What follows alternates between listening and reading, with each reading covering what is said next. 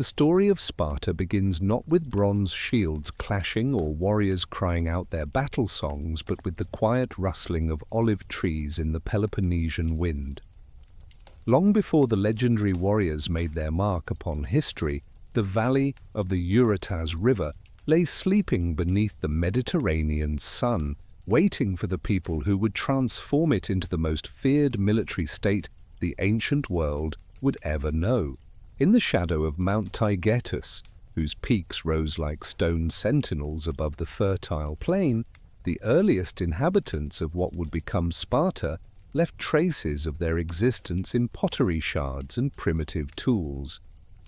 These Bronze Age peoples understood what later generations would perfect, that this valley, protected by mountains on three sides and opening only to the south, provided both sanctuary and strength. The Eurotas River, flowing from the northern highlands down to the Laconian Gulf, brought life to the soil and created a natural corridor that could be defended by those brave enough to stand their ground. During the height of the Mycenaean civilization, around 1600 BCE, this region flourished as part of a broader network of palace cultures that dominated Bronze Age Greece. The archaeological evidence speaks of prosperity and connection to the wider Mediterranean world. Gold ornaments, carved ivory, and elaborate pottery tell us these early Laconians traded with Crete, Egypt, and the islands of the Aegean. They built their settlements on the hills overlooking the valley, constructing walls of massive stones that later Greeks would attribute to the mythical Cyclopes. So impossible did such engineering seem to those who came after. The Mycenaean palace at Thermopylae, just across the Eurotas from where classical Sparta would rise, reveals a sophisticated society with written records, complex administration, and religious practices centered on a great goddess who may have been an early version of Helen, later transformed into the most beautiful woman in Greek mythology. These Bronze Age predecessors worshipped beneath the open sky and in sacred groves, establishing holy sites that would endure for millennia. They buried their nobles in beehive tombs called tholoi, circular stone chambers that created artificial caves where the dead could rest with their weapons and treasures. But this golden age would not last forever. Around 1200 BCE, the entire eastern Mediterranean world convulsed in what historians call the Bronze Age collapse. Palaces burned from Anatolia to the Peloponnese. Trade routes that had operated for centuries vanished overnight. The ability to write disappeared from Greece for nearly 400 years. Whether the cause was invasion, internal conflict, natural disaster, or some combination of calamities, the sophisticated palace culture of the Mycenaeans crumbled into dust and memory. Into this vacuum of power and civilization came new peoples from the north, speaking a dialect of Greek that would become known as Dorian. The ancient historians told of the return of the Heraclidae, the descendants of Heracles coming to claim their rightful inheritance in the Peloponnese. Modern archaeology suggests a more gradual process of migration and cultural change, but what remains certain is that by 1000 BCE, a new order had established itself in the valley of the Eurotas. These Dorian newcomers brought with them different customs, different gods, and most importantly, a different conception of warfare and social organization. Where the Mycenaeans had been palace-dwelling rulers supported by scribes and craftsmen, the Dorians organized themselves into tribal brotherhoods bound by oath and blood. They were pastoralists as much as farmers, measuring wealth in cattle and horses as well as grain. Their poetry spoke not of golden treasures but of iron weapons and the glory won through courage in battle. The mythology that grew around Sparta's founding reflected this warrior ethos from the very beginning. According to legend, Lacedaemon was a son of Zeus and the mountain nymph Tayget, after whom the great mountain range was named. Lacedaemon married Sparta, daughter of the river god Eurotas, and their union gave both names to the land and its principal settlement. But it was their children and grandchildren who would establish the peculiar dual nature of Spartan kingship that would endure for 8 centuries.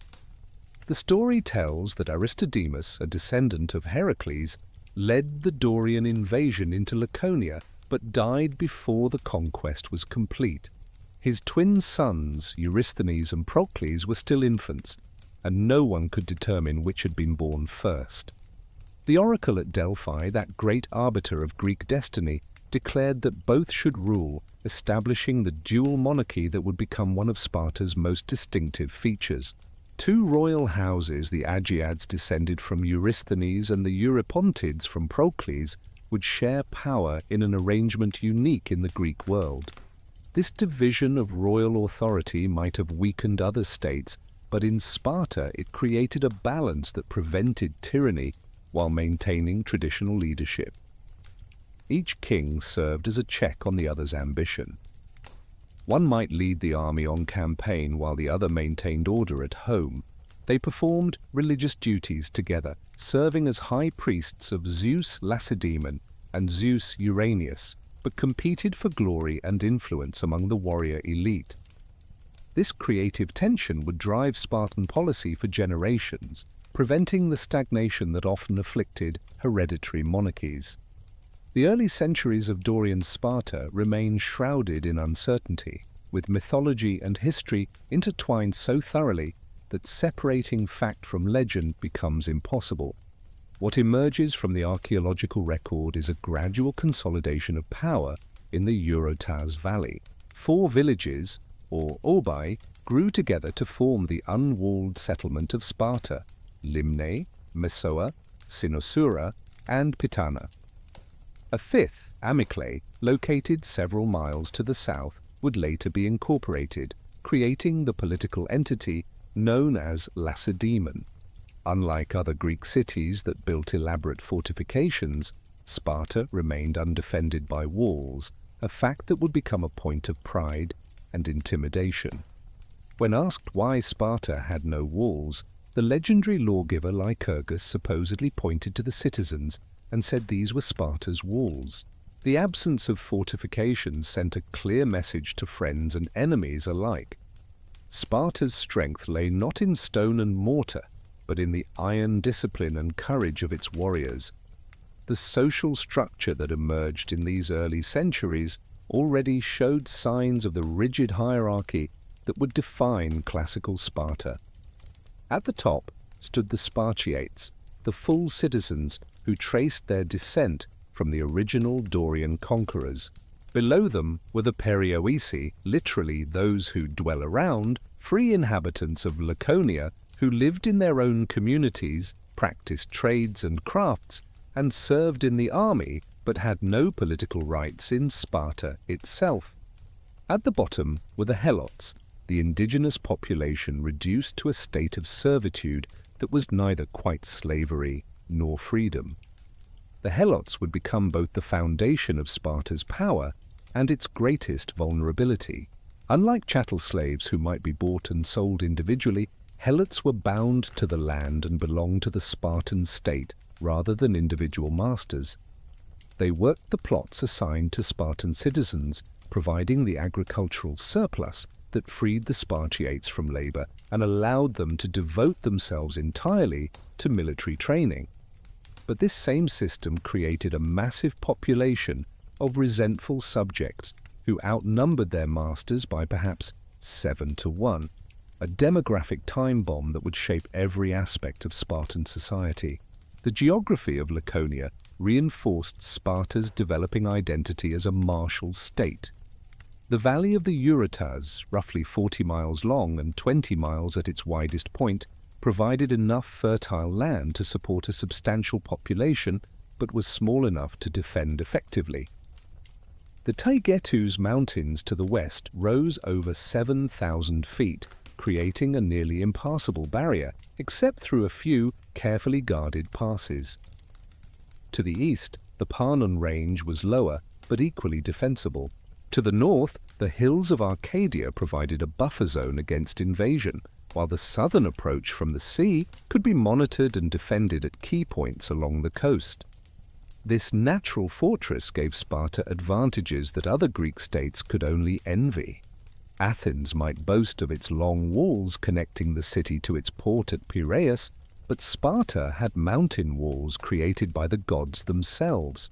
Corinth might control the isthmus that connected the Peloponnese to the rest of Greece, but Sparta controlled the heartland of the peninsula itself. The isolation that might have been a weakness for a trading nation became a strength for a warrior society that prized self-sufficiency and viewed outside influence with suspicion.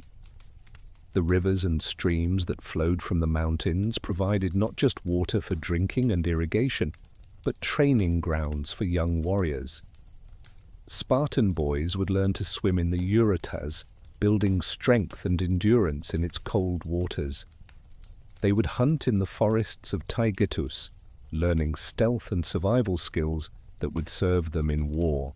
The very landscape became their teacher, harsh enough to challenge them but bountiful enough to sustain them.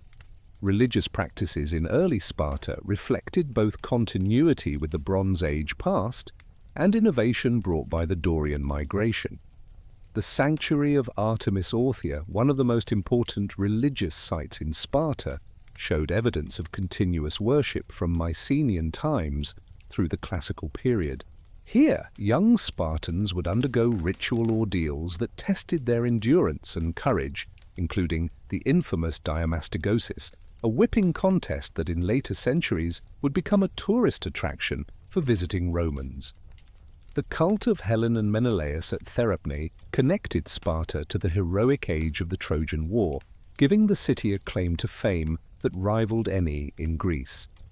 According to tradition, Helen was not merely a foreign queen who had married into Sparta, but a local goddess of vegetation and beauty who had been transformed into immortal woman by the epic poets. Her shrine overlooking the Eurotas Valley reminded every Spartan that their city had once been home to the face that launched 1,000 ships. Apollo held special prominence among the Olympian gods worshipped at Sparta. The Carneia, celebrated in late summer, honored Apollo Carneus with musical contests, ritual dances, and military displays. During this sacred month, Spartans could not march to war, a religious obligation that would have significant consequences in later conflicts. The Hyacinthia, commemorating the beautiful youth Hyacinthus, who was loved and accidentally killed by Apollo, combined mourning with celebration in a 3-day festival that brought together the entire population of Laconia.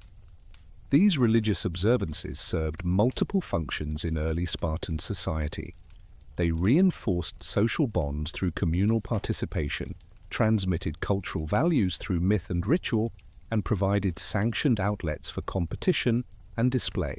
The gods of Sparta were not distant abstractions but active participants in daily life, invoked before battles, consulted through oracles, and honored with dedication that matched the intensity of military training. The economic foundation of early Sparta differed markedly from the commercial centers that would develop elsewhere in Greece.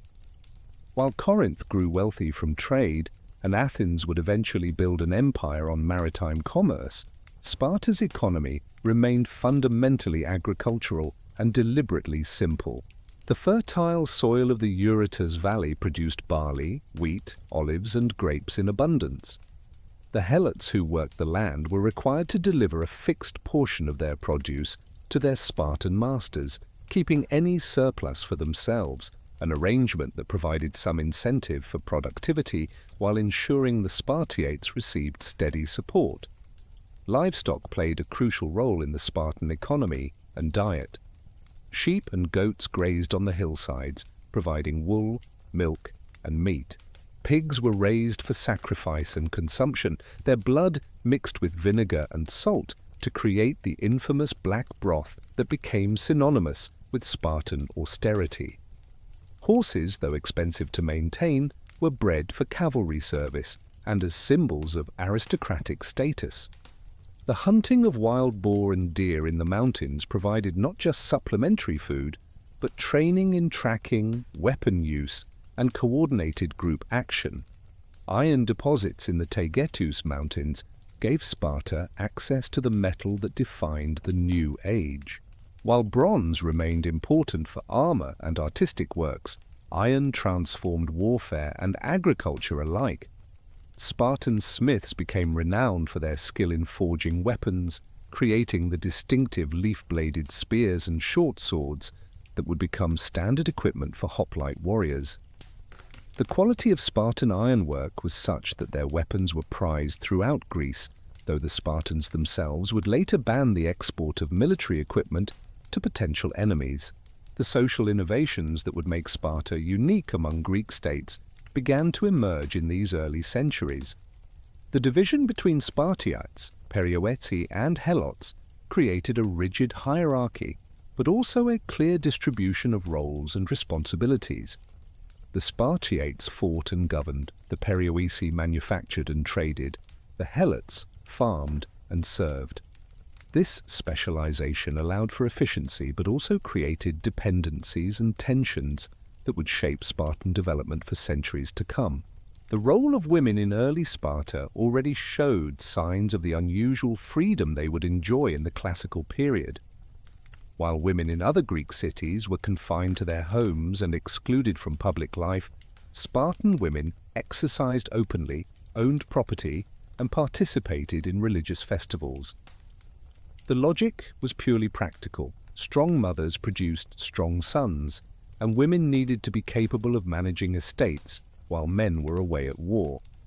This pragmatic approach to gender relations would make Sparta simultaneously admired and scorned by other Greeks. Education, too, began to take on distinctive characteristics in early Sparta.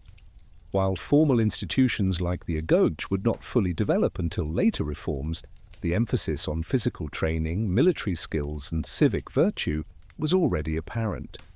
Young Spartans learned not through books and lectures but through action and example. They absorbed the values of their society through participation in festivals, observation of their elders, and the endless stories of heroes and ancestors that formed the oral tradition of their people.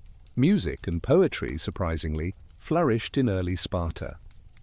The city attracted musicians and poets from across Greece, drawn by generous patronage and appreciative audiences. Terpander of Lesbos, credited with establishing the musical traditions that would become central to Spartan education, arrived in the 7th century BCE and founded a school that influenced generations of performers. The war songs of Tyrtaeus would later inspire Spartan warriors as they marched into battle, but the tradition of martial poetry had deep roots in the earliest days of the settlement. Dance, too, held special importance in early Spartan culture. The perioeci, a war dance performed in full armor, trained warriors in the movements of combat while honoring the gods with displays of discipline and coordination. Young men and women performed choral dances at religious festivals, learning rhythm, harmony, and the subordination of individual expression to collective performance. These artistic pursuits were not seen as separate from military training, but as complementary aspects of creating complete citizens. The political structure of early Sparta combined elements of monarchy, aristocracy, and democracy in ways that fascinated ancient political theorists. The dual kingship provided continuity and religious authority. A council of elders, the gerousia, drawn from men over 60 who had proven their worth through lifetime service, provided wisdom and stability. The assembly of all Spartan citizens could approve or reject proposals, but not initiate them, a limited but real form of democratic participation. This mixed constitution, as later writers would call it, emerged not from philosophical theory but from practical compromise and gradual evolution. Different groups within Spartan society had different interests and sources of power. The kings commanded religious authority and military leadership. The aristocratic families controlled land and tradition. The common citizens provided the military manpower that made Sparta formidable. The system that emerged balanced these forces without allowing any single element to dominate completely. Trade and foreign contact, while limited compared to other Greek cities, still played a role in early Spartan development. Laconian pottery, distinguished by its high quality and distinctive black glaze, has been found across the Mediterranean, evidence of export trade that brought foreign goods and ideas back to Sparta. Ivory from Africa, amber from the Baltic, and precious metals from Asia Minor all found their way to Laconia, though in smaller quantities than to commercial centers like Corinth or Athens. The relationship with other Greek states during these early centuries alternated between cooperation and conflict. Sparta participated in the Olympic Games from their traditional founding in 776 BCE, with Spartan athletes winning numerous victories in combat sports and the prestigious chariot races. Religious festivals brought Spartans into contact with other Greeks, creating networks of guest friendship that transcended political boundaries. Yet territorial disputes with neighbors like Argos and Tegea led to wars that tested and refined Spartan military capabilities. As the archaic period progressed, Sparta faced challenges that would fundamentally transform its society. The population of citizens was growing, but the amount of available land remained fixed. The helot population too was increasing, raising the specter of rebellion. External threats from rival cities demanded constant military readiness. Internal tensions between rich and poor citizens threatened the social cohesion essential for survival. These pressures would culminate in the reforms attributed to Lycurgus, whether he was a historical figure or a convenient fiction, that would create the Sparta known to history. The foundations laid in these early centuries would support one of the most remarkable social experiments in human history. The geographic isolation, the dual monarchy, the tripartite social structure, the emphasis on military excellence, the unusual role of women, the integration of art and warfare, all these elements were present in nascent form before the great transformation that would create classical Sparta. Like iron ore waiting to be forged into weapons, the raw materials of Spartan greatness existed in the valley of the Eurotas, requiring only the proper catalyst to transform potential into reality. The transformation of Sparta from a conventional Greek city-state into the most disciplined military society the world had ever seen did not happen gradually or by accident. It came through revolution, though whether this revolution occurred in a single generation under one lawgiver or evolved through centuries of reform remains one of the great mysteries of ancient history. The name Lycurgus echoes through the ages as the architect of Spartan greatness, yet he remains more shadow than substance, more ideal than individual. Some ancient writers placed Lycurgus in the 9th century BCE, making him contemporary with Homer. Others dated him to the 7th century, closer to the historical period when Sparta's unique institutions clearly emerged. Plutarch, writing centuries later, acknowledged that nothing certain could be said about the man, though he proceeded to write an entire biography filled with vivid details. What matters perhaps is not whether Lycurgus lived, but what the Spartans believed about him and the system they attributed to his genius. According to tradition, Lycurgus was either a king's son or uncle to a king, depending on which genealogy one followed. After political turmoil in Sparta, he traveled the known world, studying the laws and customs of different peoples.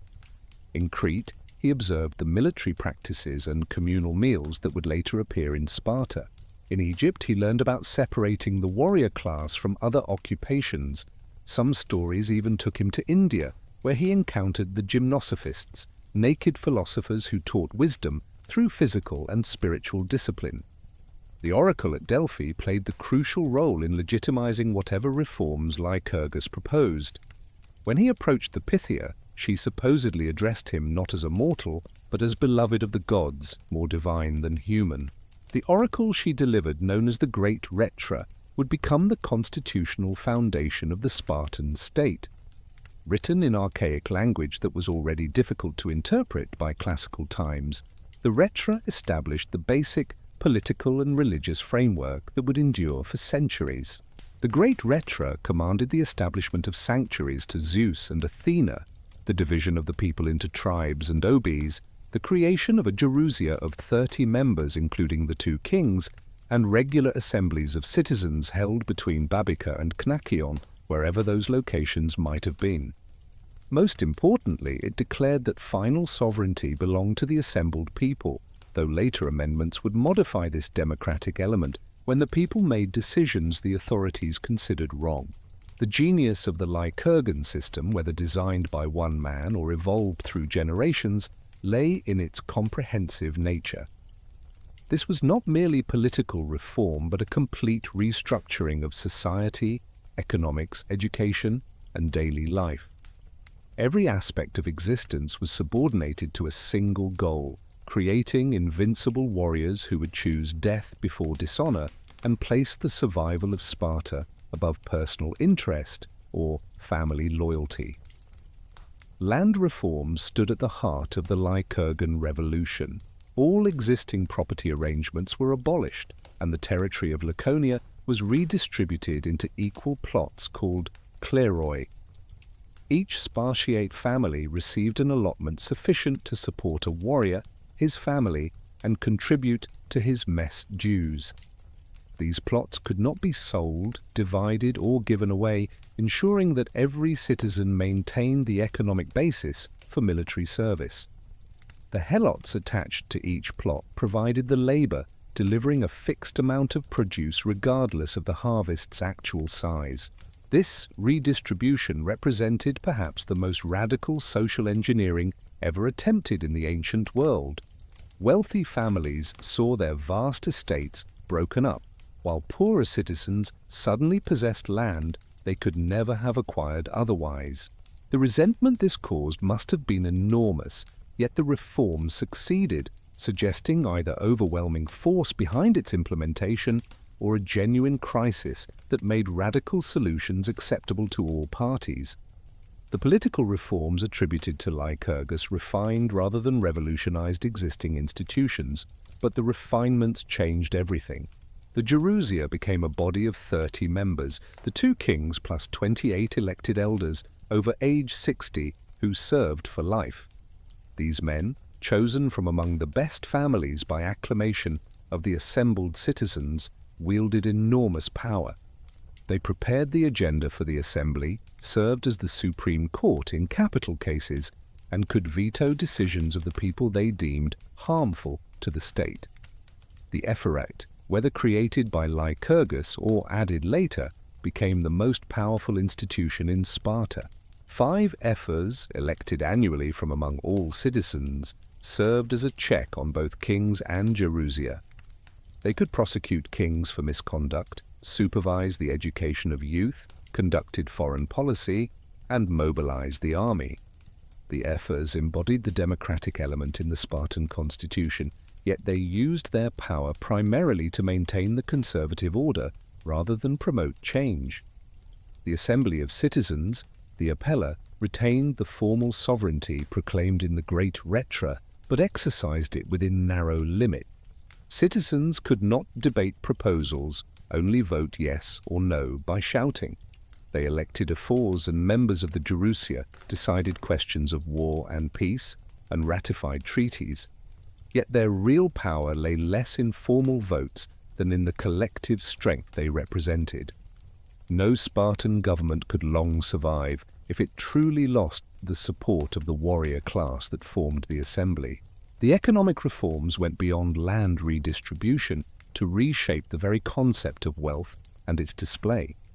Lycurgus supposedly banned gold and silver currency, replacing it with iron bars so heavy and worthless that accumulating wealth became physically impractical. Foreign trade was restricted, luxury goods prohibited, and craft specialization discouraged among citizens. Even houses were to be built with only an axe and saw, ensuring rustic simplicity rather than architectural elaboration. The sumptuary laws extended to every aspect of daily life. Clothing was standardized, a simple tunic for daily wear, a red cloak for military service. Furniture remained basic and functional. Elaborate tombs were forbidden. Even kings were buried with minimal ceremony. The goal was not merely to prevent wealth disparities, but to eliminate the very desire for material possessions beyond the necessary tools of warfare and survival. The syssitia, or common messes, became the cornerstone of Spartan social organization. Every male citizen belonged to a mess of about 15 members who ate together every evening. Acceptance required unanimous approval from current members, and rejection meant loss of citizenship regardless of birth or property.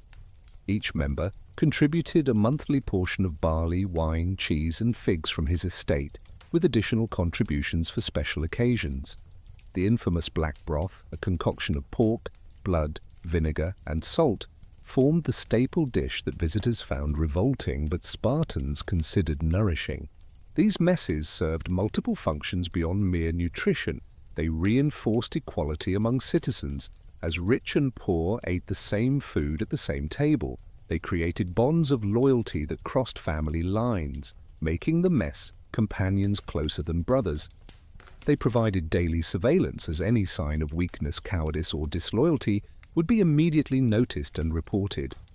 They also served as informal councils where policy was discussed and consensus formed before formal votes in the assembly. The regulation of marriage and family life under the Lycurgan system shocked other Greeks even as it fascinated them. Marriage was transformed from a property transaction into a eugenic program designed to produce superior warriors.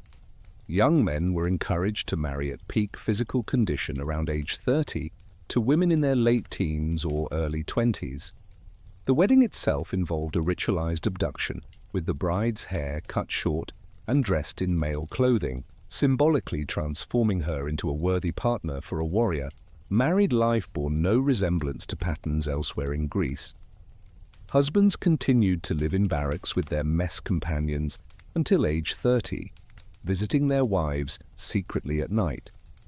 This arrangement supposedly kept passion alive while preventing the softening influence of domestic comfort. Some men fathered several children before ever seeing their wives in daylight. The practice also reinforced the primacy of military brotherhood over family ties.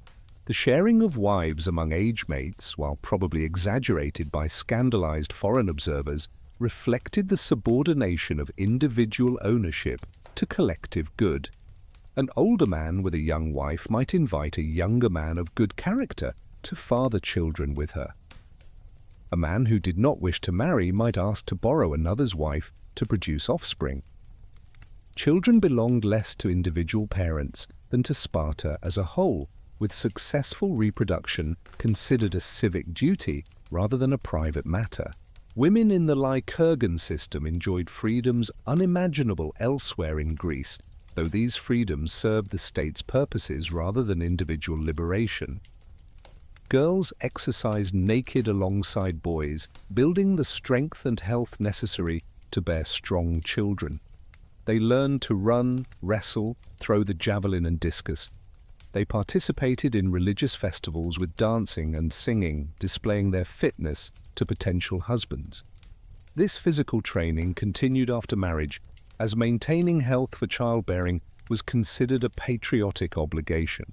Property rights for Spartan women exceeded those anywhere else in Greece.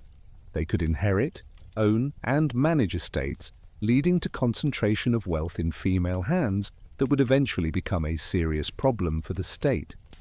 By the 4th century BCE, women owned perhaps 2/5 of Laconian land. This economic power, combined with the frequent absence of men on campaign, gave Spartan women influence that horrified traditional Greeks, who believed women should be neither seen nor heard. The education system, the agoge, represented the most radical and comprehensive aspect of the Lycurgan reforms. At age 7, boys left their families to begin state-supervised training that would continue until age 30. They lived in communal barracks, sleeping on beds of reeds they gathered themselves from the Eurotas River. They wore a single cloak year-round, training their bodies to endure heat and cold alike. They received minimal food, encouraging them to forage and steal to supplement their rations, though getting caught brought severe punishment, not for theft, but for clumsiness. Physical training dominated the curriculum but was not its only component. Boys learned to read and write, though only enough for practical purposes. They memorized the laws of Lycurgus and the poetry of Tyrtaeus. They learned to sing war songs and perform military dances. Most importantly, they learned to speak laconically, using the minimum words necessary to convey meaning. The Spartans turned brevity into an art form, their pithy responses becoming legendary throughout Greece. The relationships between older and younger males in the agoge went beyond simple education. Each boy was expected to form a bond with an older youth who served as mentor, role model, and protector. These relationships, whether sexual or not, created vertical ties of loyalty that complemented the horizontal bonds of age groups. A man remained responsible for the behavior of boys he had mentored, sharing in their glory or disgrace. Discipline in the agoge was harsh but purposeful. Boys were regularly whipped to test endurance, competed in brutal ball games that resembled warfare, and fought each other in organized battles. The crypteia, a secret service of the most promising youths, spent time living rough in the countryside, surviving by their wits while terrorizing the helot population.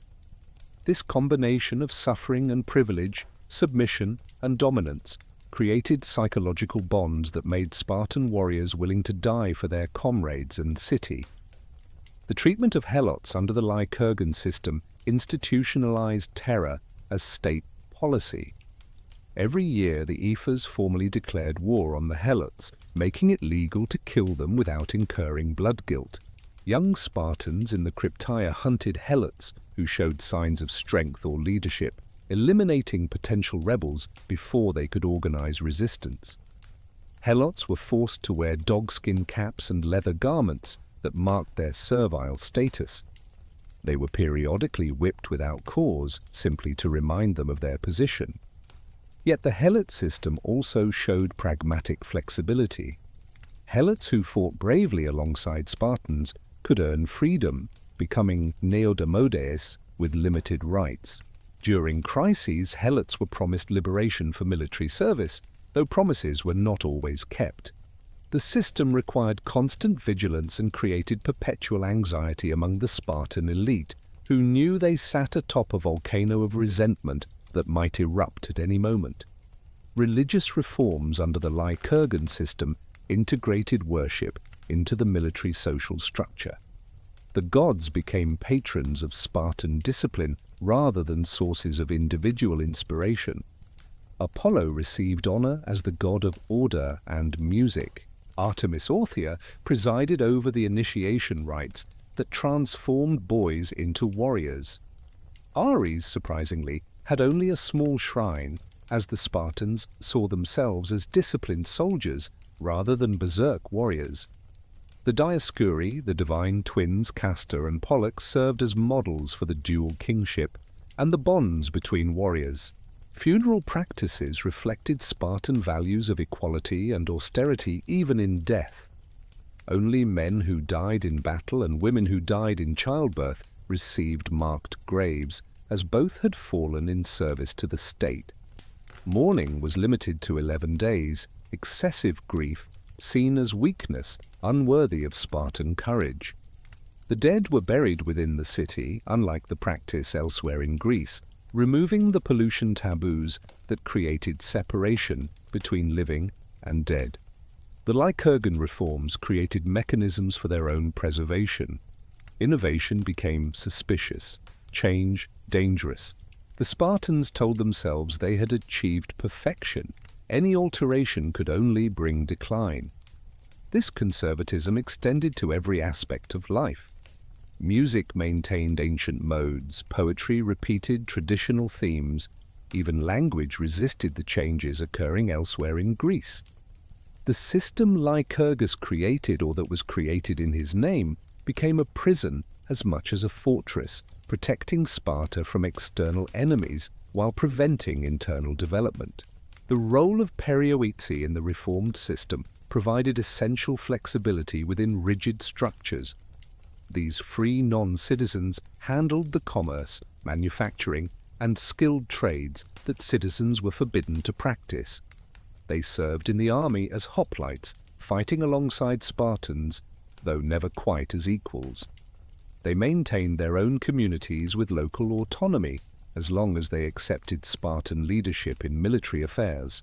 The perioeci became the economic and technological bridge between isolated Sparta and the wider Greek world. Cultural life under the Lycurgan system, contrary to later stereotypes, did not disappear entirely. Music and dance remained central to education and worship.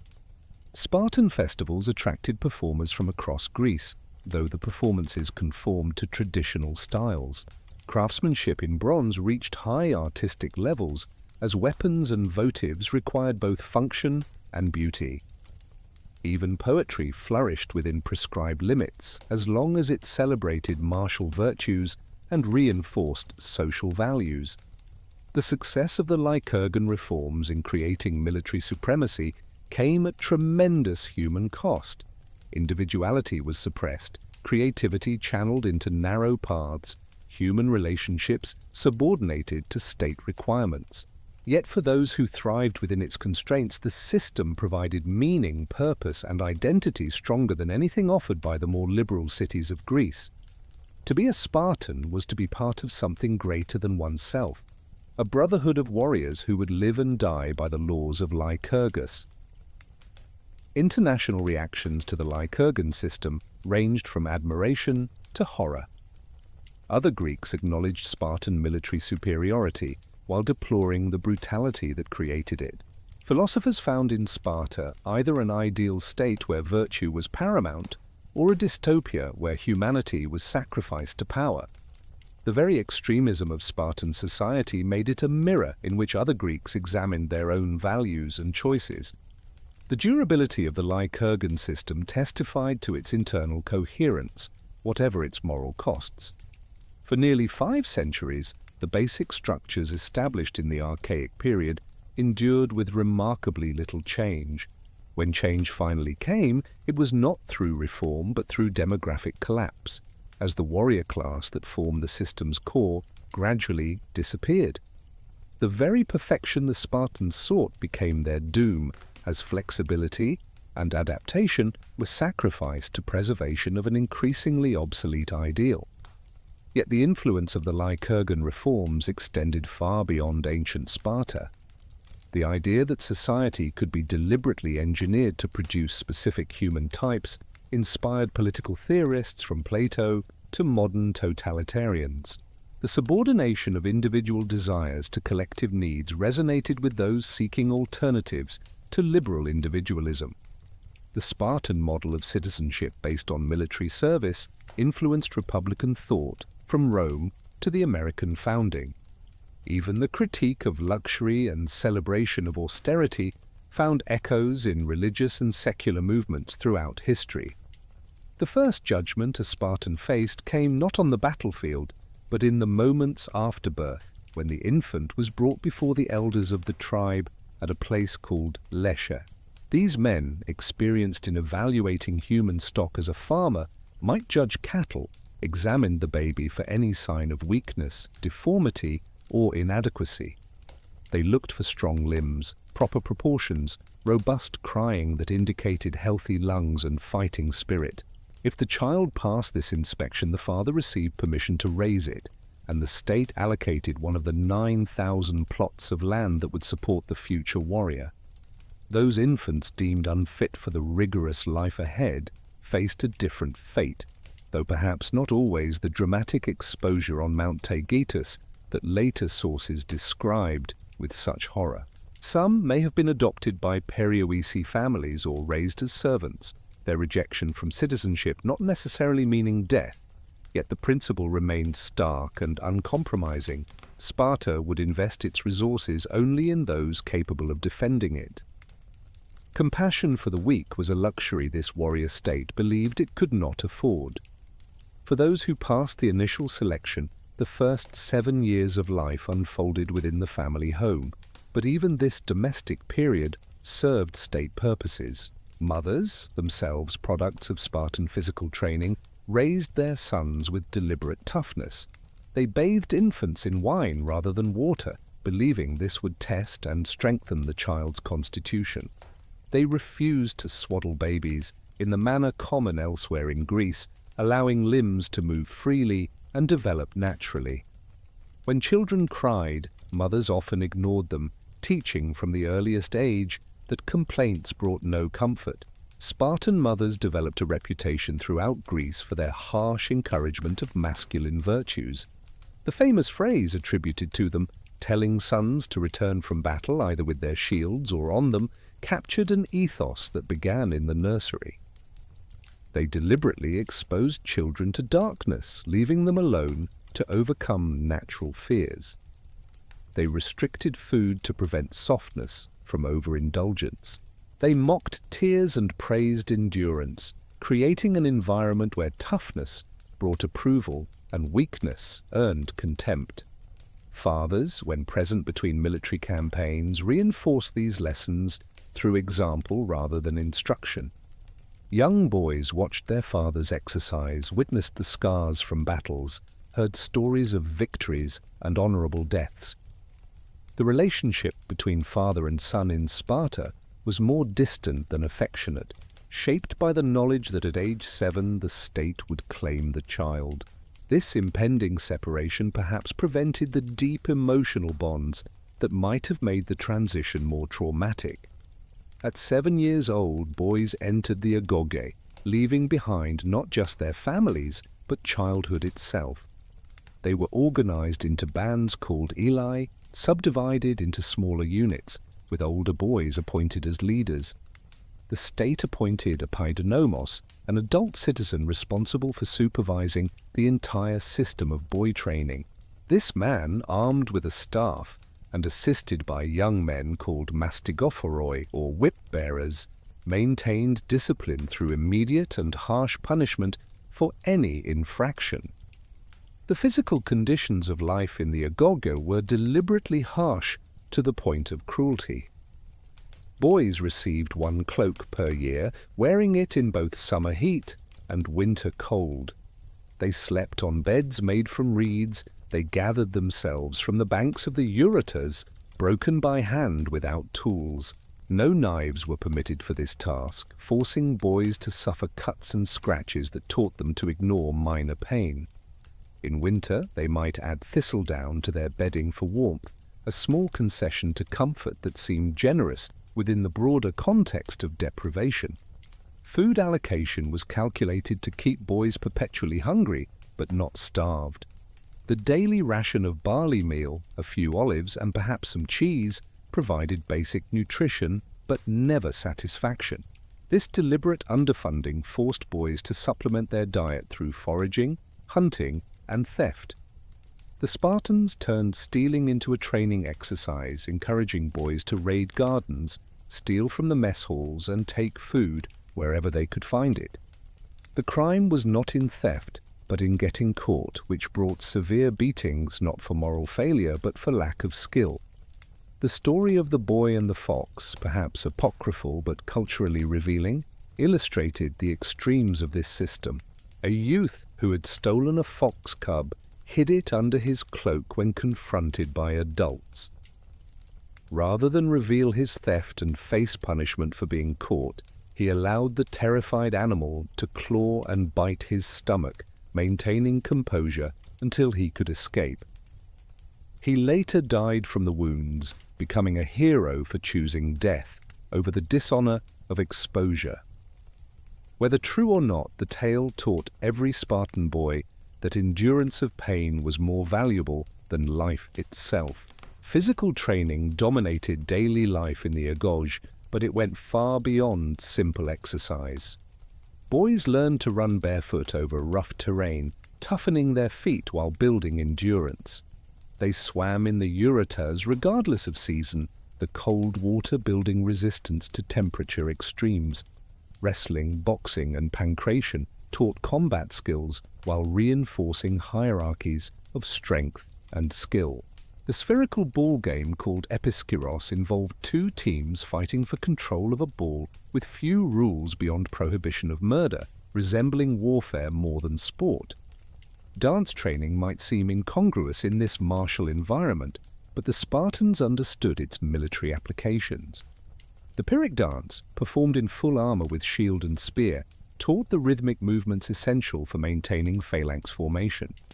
Group dances developed coordination and the ability to respond instantly to musical signals that might direct battlefield maneuvers.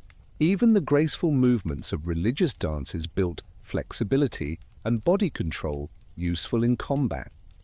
Musical education proceeded alongside physical training, though limited to practical applications.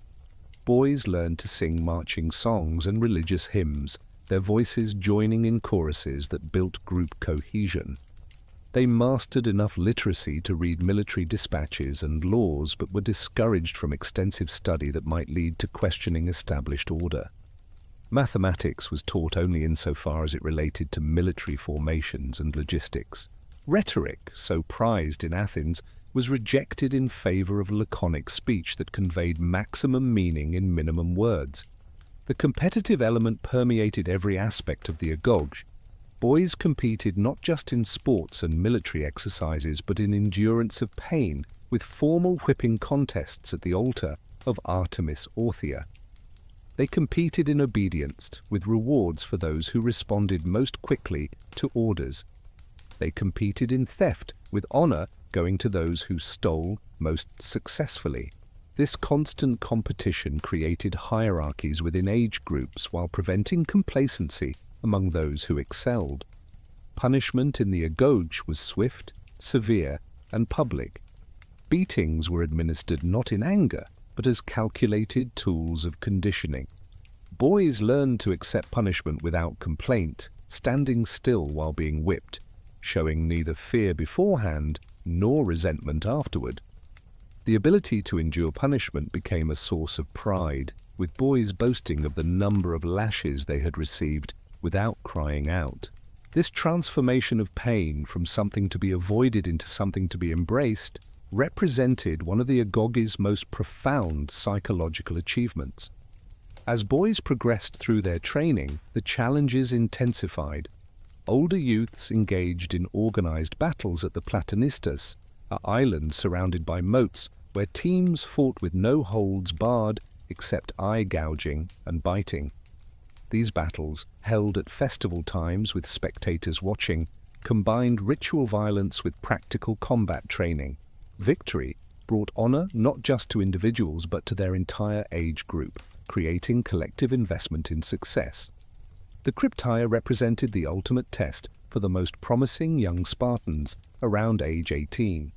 Selected youths were sent into the countryside with only a knife and minimal supplies, expected to survive by their wits for an extended period.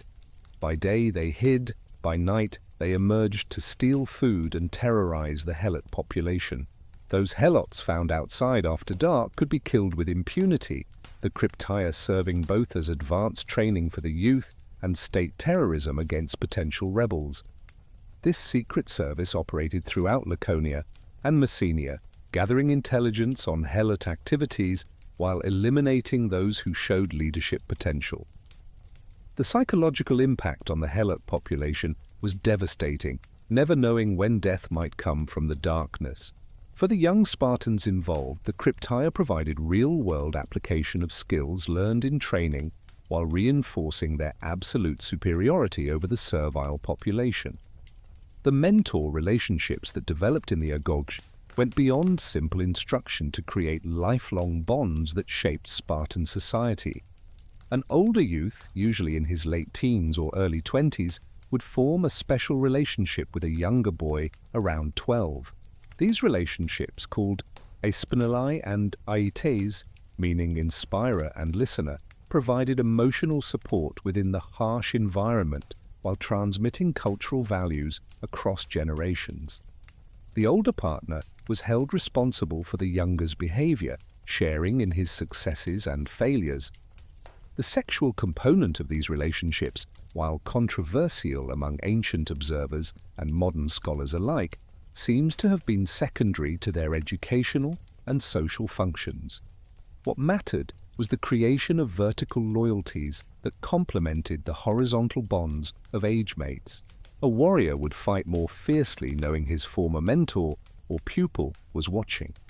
These relationships created networks of obligation and affection that transcended family ties, binding Spartan society together through personal connections. Military training intensified as boys reached their late teens. They learned the mechanics of hoplite warfare, the weight of bronze armor, the balance of the heavy shield, the techniques of spear combat. They practiced maintaining formation while marching over rough terrain, keeping shields locked together despite exhaustion. They learned to respond instantly to the music of pipes that directed battlefield maneuvers, advancing, retreating, or wheeling in perfect coordination. The psychological preparation for warfare was as thorough as the physical training. Boys were taught that death in battle was the highest honor, retreat the ultimate disgrace. They learned the stories of heroes who chose death over surrender, absorbed the poetry that celebrated beautiful deaths in defense of Sparta. They witnessed the honors given to those who died in battle, their names inscribed on monuments, their memory preserved in song. They also saw the shame of those who showed cowardice, social death often worse than physical death. The transition from the agoge to full citizenship at age 20 was marked by admission to a scission, one of the common messes that formed the basic unit of Spartan society. Acceptance required unanimous approval from existing members who voted by dropping bread balls into an urn. A single flattened ball meant rejection, regardless of the candidate's birth or training. Those rejected became hypermenes, inferiors who lost full citizenship rights despite their Spartan blood and education. This final test ensured that only those who had fully absorbed Spartan values and earned peer respect would join the warrior elite. Even after joining a mess, young men continued their training in the age group of Irenes until 30. They lived in barracks, unable to reside with wives even if married. They served as the mastigophoroi who disciplined younger boys, gaining experience in command. They fought in special units composed of age mates, their youthful vigor and desire to prove themselves making them particularly fierce in battle. Only at 30 did a Spartan achieve full citizenship with the right to attend the assembly and live in his own household, though mess attendance remained mandatory. The products of this system were warriors unlike any others in Greece. Where citizen soldiers of other polis trained occasionally while pursuing civilian occupations, Spartans were professionals who did nothing but prepare for war. Their discipline in battle became legendary. While other Greek armies might break when pressed, Spartans stood firm or died where they stood. Their ability to execute complex maneuvers under battlefield stress surpassed anything their enemies could achieve. Yet the agoge produced more than just soldiers. It created a distinctive Spartan character that combined physical courage with emotional restraint, group loyalty with individual excellence, respect for authority with fierce independence. Spartans were known throughout Greece for their brevity of speech, their indifference to material comfort, their ability to endure any hardship without complaint. These characteristics, drilled into them from age 7, became second nature by adulthood. The weaknesses of the system were inseparable from its strengths. The narrow focus on military excellence left Spartans ill-equipped for activities requiring creativity, flexibility, or independent thought. The brutality of the training created warriors capable of enormous cruelty, as witnessed in their treatment of conquered peoples. The emphasis on conformity suppressed individual talents that might have enriched Spartan culture. The system that created invincible warriors also created limited human beings. Foreign observers were both fascinated and appalled by the agoge. Some, like Xenophon, who sent his own sons through the system, praised its ability to create virtue and courage. Others saw it as institutionalized child abuse that destroyed humanity in the name of military efficiency. The debate continues today, with some viewing the agoge as an educational model that produced excellence through high standards, and others seeing it as a totalitarian nightmare that crushed individual potential. The demographic consequences of the agoge would ultimately contribute to Sparta's decline. The system's severity, combined with the requirement for mess contributions and the danger of rejection from Syssitia, gradually reduced the number of full citizens. Where classical Sparta could field 8,000 warrior citizens, by the 4th century BCE fewer than 1,000 remained. The very excellence the agoge demanded became a filter that too few could pass, creating a spiral of decline that no military valor could reverse. The influence of the agoge extended far beyond ancient Sparta. Military academies throughout history have drawn inspiration from its methods, though rarely approaching its extremes. The idea of removing children from families for state education has appeared in various utopian and dystopian schemes. The emphasis on physical training as character building influenced educational theories from Victorian England to Nazi Germany. Even modern sports training, with its emphasis on pain as gain and competition as character building, echoes principles the Spartans institutionalized 25 centuries ago. The boys who entered the agoge at age 7 emerged as men fundamentally different from their counterparts elsewhere in Greece. They had been broken down and rebuilt according to a template designed for war. They had learned to find meaning in suffering, brotherhood in shared hardship, honor in death rather than defeat. They had become living weapons, as dangerous to Sparta's enemies as they were dependent on the system that created them. The agoge did not simply train warriors, it manufactured them, creating a human type that amazed, terrified, and ultimately vanished from the earth, leaving only stories of their discipline and courage. The valley of the Eurotas provided enough land to support a warrior elite, but not enough to satisfy their ambitions. To the west, across the massive barrier of Mount Taygetus, lay Messenia, a land blessed with even richer soil and more abundant rainfall than Laconia. The Pamisos River Valley stretched broad and fertile toward the Messenian Gulf, its fields of barley and wheat promising wealth beyond anything the rocky slopes of Sparta could provide. For a society that had committed itself to maintaining a professional warrior class freed from agricultural labor, the temptation of Messenia proved irresistible. The First Messenian War began around 740 BCE, though the exact causes remain shrouded in the mists of legend and propaganda.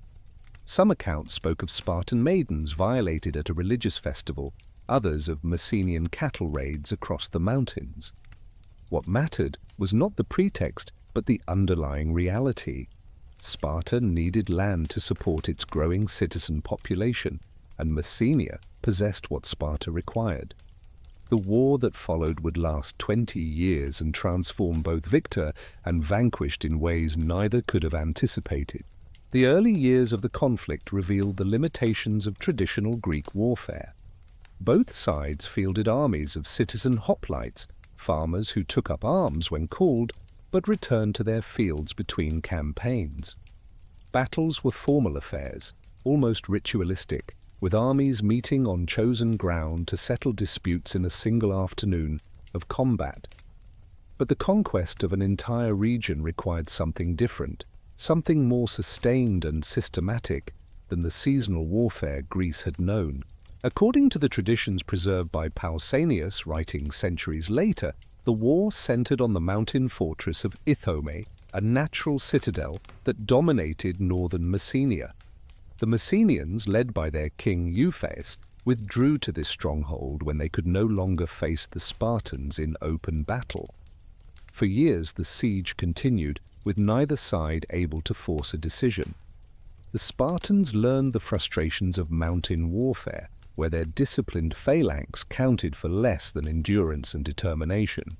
The oracle at Delphi, consulted by both sides, delivered typically ambiguous prophecies that each interpreted to their advantage. The Messenians were told they would prevail if they sacrificed a virgin of royal blood to the gods of the underworld. Their king Aristodemus offered his own daughter, though stories differed about whether the sacrifice was completed or prevented at the last moment. The Spartans received their own oracles, promising victory to those who first erected 100 tripods in the sanctuary of Zeus Ithymatus. The war became a test of endurance that transformed Spartan society. The need to maintain armies in the field year after year, rather than just for summer campaigns, required new forms of organization and supply. The distinctions between citizens who fought, perioeci who supplied, and helots who labored became more rigid and essential. The common messes evolved from voluntary associations into mandatory institutions that could mobilize and sustain warriors for extended periods. Young Spartans who came of age during the war knew nothing but conflict. An entire generation grew up with fathers absent on campaign, with stories of battles and sieges replacing the normal rhythms of agricultural life. The poetry later attributed to Tyrtaeus captured the mentality that emerged from this prolonged struggle, celebrating not individual heroism, but collective endurance, not momentary glory, but sustained commitment to victory regardless of cost. The breakthrough came, according to tradition, through treachery rather than direct assault. A Messenian exile revealed the paths that allowed Spartan forces to outflank the defenders of Ithome. Other accounts spoke of internal divisions among the Messenians, with some preferring submission to continued resistance. However it happened, after 2 decades of warfare, Messenia fell under Spartan control, sometime around 720 BCE. The settlement that followed the First Messenian War established patterns that would define Spartan society for centuries. Rather than destroying Messenia or exiling its population as often happened in Greek warfare, the Spartans chose a different path. The conquered Messenians became helots, bound to the land they had once owned, required to deliver half their produce to Spartan masters. This arrangement provided the economic foundation for the Spartan military system, while creating a massive subject population that would remain a permanent threat.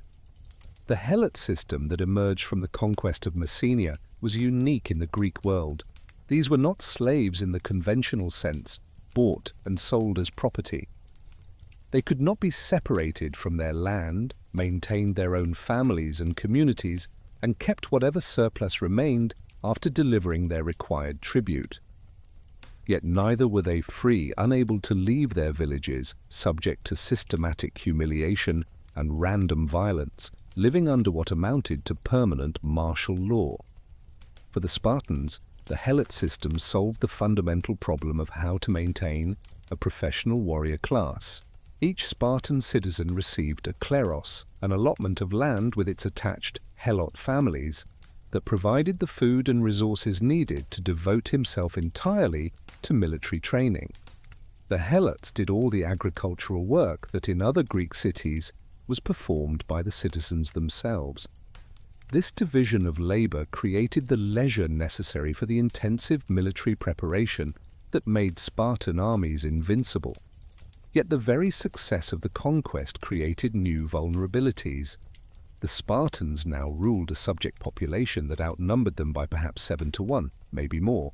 Every Spartan warrior who marched to war left behind women and children exposed to potential helot uprising. The fear of rebellion became the defining anxiety of Spartan society, shaping every aspect of their culture and policy. The crypteia, the secret police of young warriors who terrorized the helot population, emerged as a direct response to this demographic reality. For 2 generations after the conquest, an uneasy stability prevailed. The Messenians, exhausted by 20 years of war, submitted to their new status. Some fled into exile, finding refuge in other Greek cities where they nursed dreams of return. Those who remained adapted to life under Spartan domination, maintaining their dialect, their customs, and their identity despite the oppression. The Spartans, enriched by Messenian agriculture, consolidated their control and extended their influence throughout the Peloponnese. But around 650 BCE, the grandsons of those who had fought the First Messenian War rose in rebellion. The Second Messenian War erupted with a violence that surpassed the original conquest. The Messenians had learned from their defeat. adopting Spartan military techniques while exploiting the vulnerabilities of their masters. The uprising appears to have been carefully planned, timed to coincide with Spartan military commitments elsewhere, possibly coordinated with Sparta's enemies in Argos and Arcadia. The initial phases of the revolt brought devastating setbacks for Sparta. A major battle at an unknown location called the Boar's Grave resulted in Spartan defeat so severe that their survival as an independent state came into question. The Messenians, fighting for freedom rather than conquest, displayed a ferocity that matched Spartan discipline. The helots of Laconia, seeing Spartan vulnerability, threatened to join the rebellion. For the first time since establishing their military system, the Spartans faced the possibility of complete destruction. It was in this crisis that the figure of Tyrtaeus emerged, whether as a historical person or a personification of the Spartan response to existential threat. The poetry attributed to him, whether composed by one man or many, captured the transformation of Spartan military thinking under the pressure of survival. These were not hymns to individual heroes in the Homeric tradition, but celebrations of collective discipline, of standing firm beside comrades, of finding honor not in personal glory, but in service to the phalanx. The verses of Tyrtaeus became the soundtrack of Spartan warfare, sung by armies as they marched into battle, recited by boys in the agoge, quoted by politicians arguing for military action. It is a beautiful thing for a brave man to die falling in the front ranks while fighting for his homeland, one fragment proclaimed, establishing death in battle as the highest aspiration of Spartan manhood. Another passage scorned the soldier who fled combat, condemned to wander as an exile, bringing shame upon his entire lineage. But Tyrtaeus offered more than just exhortations to courage. His poetry contained practical military advice dressed in verse, instructions on maintaining formation, on the importance of shield discipline, on the techniques of spear combat. Let every man bite his lip and stand firm against the enemy, covering thighs and shins with the belly of his broad shield, he instructed, providing a manual of hoplite warfare that young Spartans memorized alongside their letters. The military reforms implemented during the Second Messenian War transformed the Spartan phalanx from a conventional hoplite formation into the most disciplined fighting force in Greece. The depth of the formation increased from the traditional 8 ranks to 12, creating massive staying power in battle. The synchronization of movement, directed by flute players who accompanied the army, reached levels of precision that seemed supernatural to observers. The ability to execute complex maneuvers under fire, to retreat without breaking formation, to wheel and redeploy while maintaining shield wall integrity, all these skills were perfected under the pressure of fighting for survival. The equipment of Spartan warriors also evolved during this period. The famous lambda, the Greek letter L for Lacedaemon, began appearing on shields, creating unit identity and intimidation through uniformity. The crimson cloaks that would become synonymous with Spartan warriors served both practical and psychological purposes, hiding bloodstains while projecting an image of martial confidence. The short sword, the xiphos, was refined for the close combat that followed the clash of spears, its leaf-shaped blade perfect for thrusting in the press of battle. The role of music in Spartan warfare, formalized during the Second Messenian War, distinguished them from all other Greek armies. Where others charged into battle with wild war cries, Spartans advanced in eerie silence, broken only by the sound of pipes playing the traditional battle hymns. The rhythm of the music controlled the pace of advance, ensuring that the formation reached the enemy in perfect order rather than the disordered rush that characterized most hoplite attacks. This discipline under the stress of approaching combat unnerved enemies and gave Spartans a decisive advantage in the crucial moment of impact. The war dragged on for 17 years according to ancient accounts, though modern historians debate whether this represented continuous fighting or intermittent campaigns separated by truces. The Messenians, despite their initial successes, could not match the resources and determination of a society entirely organized for war. The Spartans, learning from their early defeats, adapted their tactics to counter Messenian innovations. Slowly, methodically, they ground down the rebellion through attrition and terror. The hero of the later stages of the war, at least in Spartan tradition, was Aristomenes, though he fought for Messenia rather than Sparta. This warrior achieved such renown that he became a figure of legend, credited with supernatural escapes and impossible victories. 3 times he allegedly performed the hecatomb, the sacrifice offered after killing 100 enemies with his own hand. When finally captured, he escaped from the pit where Spartans threw condemned prisoners by following a fox through underground passages. Even in defeat, Aristomenes embodied the spirit of resistance that would keep Messenian identity alive through centuries of oppression. The final conquest of Messenia came not through a decisive battle, but through the slow strangulation of resistance. The Spartans systematically destroyed crops, killed livestock, and depopulated villages that supported the rebels. They offered amnesty to those who surrendered while executing without mercy those who continued fighting. The surviving Messenian leadership fled into exile rather than accept subjugation, many finding refuge in Arcadia, where they established new settlements and nursed hopes of eventual return. The aftermath of the Second Messenian War saw the complete restructuring of Spartan control over the conquered territory. Where the first conquest had been relatively lenient, the second imposed a regime of systematic oppression designed to prevent any future uprising. The helots were required to wear distinctive clothing that marked their servile status. They were forbidden to possess weapons or gather in groups. They were subjected to annual declarations of war that made killing them legally sanctioned. The psychological impact of the Second Messenian War on Spartan society cannot be overstated. The near-death experience of the rebellion created a siege mentality that would never fully dissipate. Every aspect of Spartan culture became oriented toward preventing another helot uprising while maintaining readiness for external threats. The agoge intensified its training, the crypteia expanded its operations, the citizens accepted ever greater restrictions on personal freedom in exchange for collective security. The economic benefits of controlling Messenia allowed Sparta to perfect its military specialization to an unprecedented degree. The agricultural surplus produced by Messenian helots supported not just the Spartan warrior class, but also the perioeci craftsmen who produced weapons and equipment. This economic foundation enabled Sparta to maintain a professional army, while other Greek cities relied on citizen militias. In battle after battle, the superior training and equipment of Spartan forces would prove decisive. The strategic position achieved through the Messenian conquest made Sparta the dominant power in the Peloponnese. Control of both major river valleys, the Eurotas and Pamissos, provided agricultural self-sufficiency.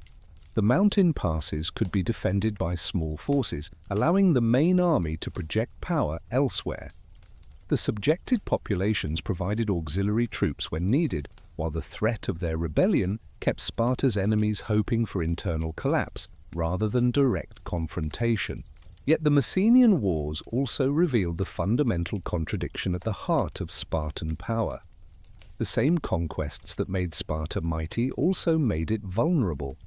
Every expansion of territory meant more subjects to control, more points of potential rebellion.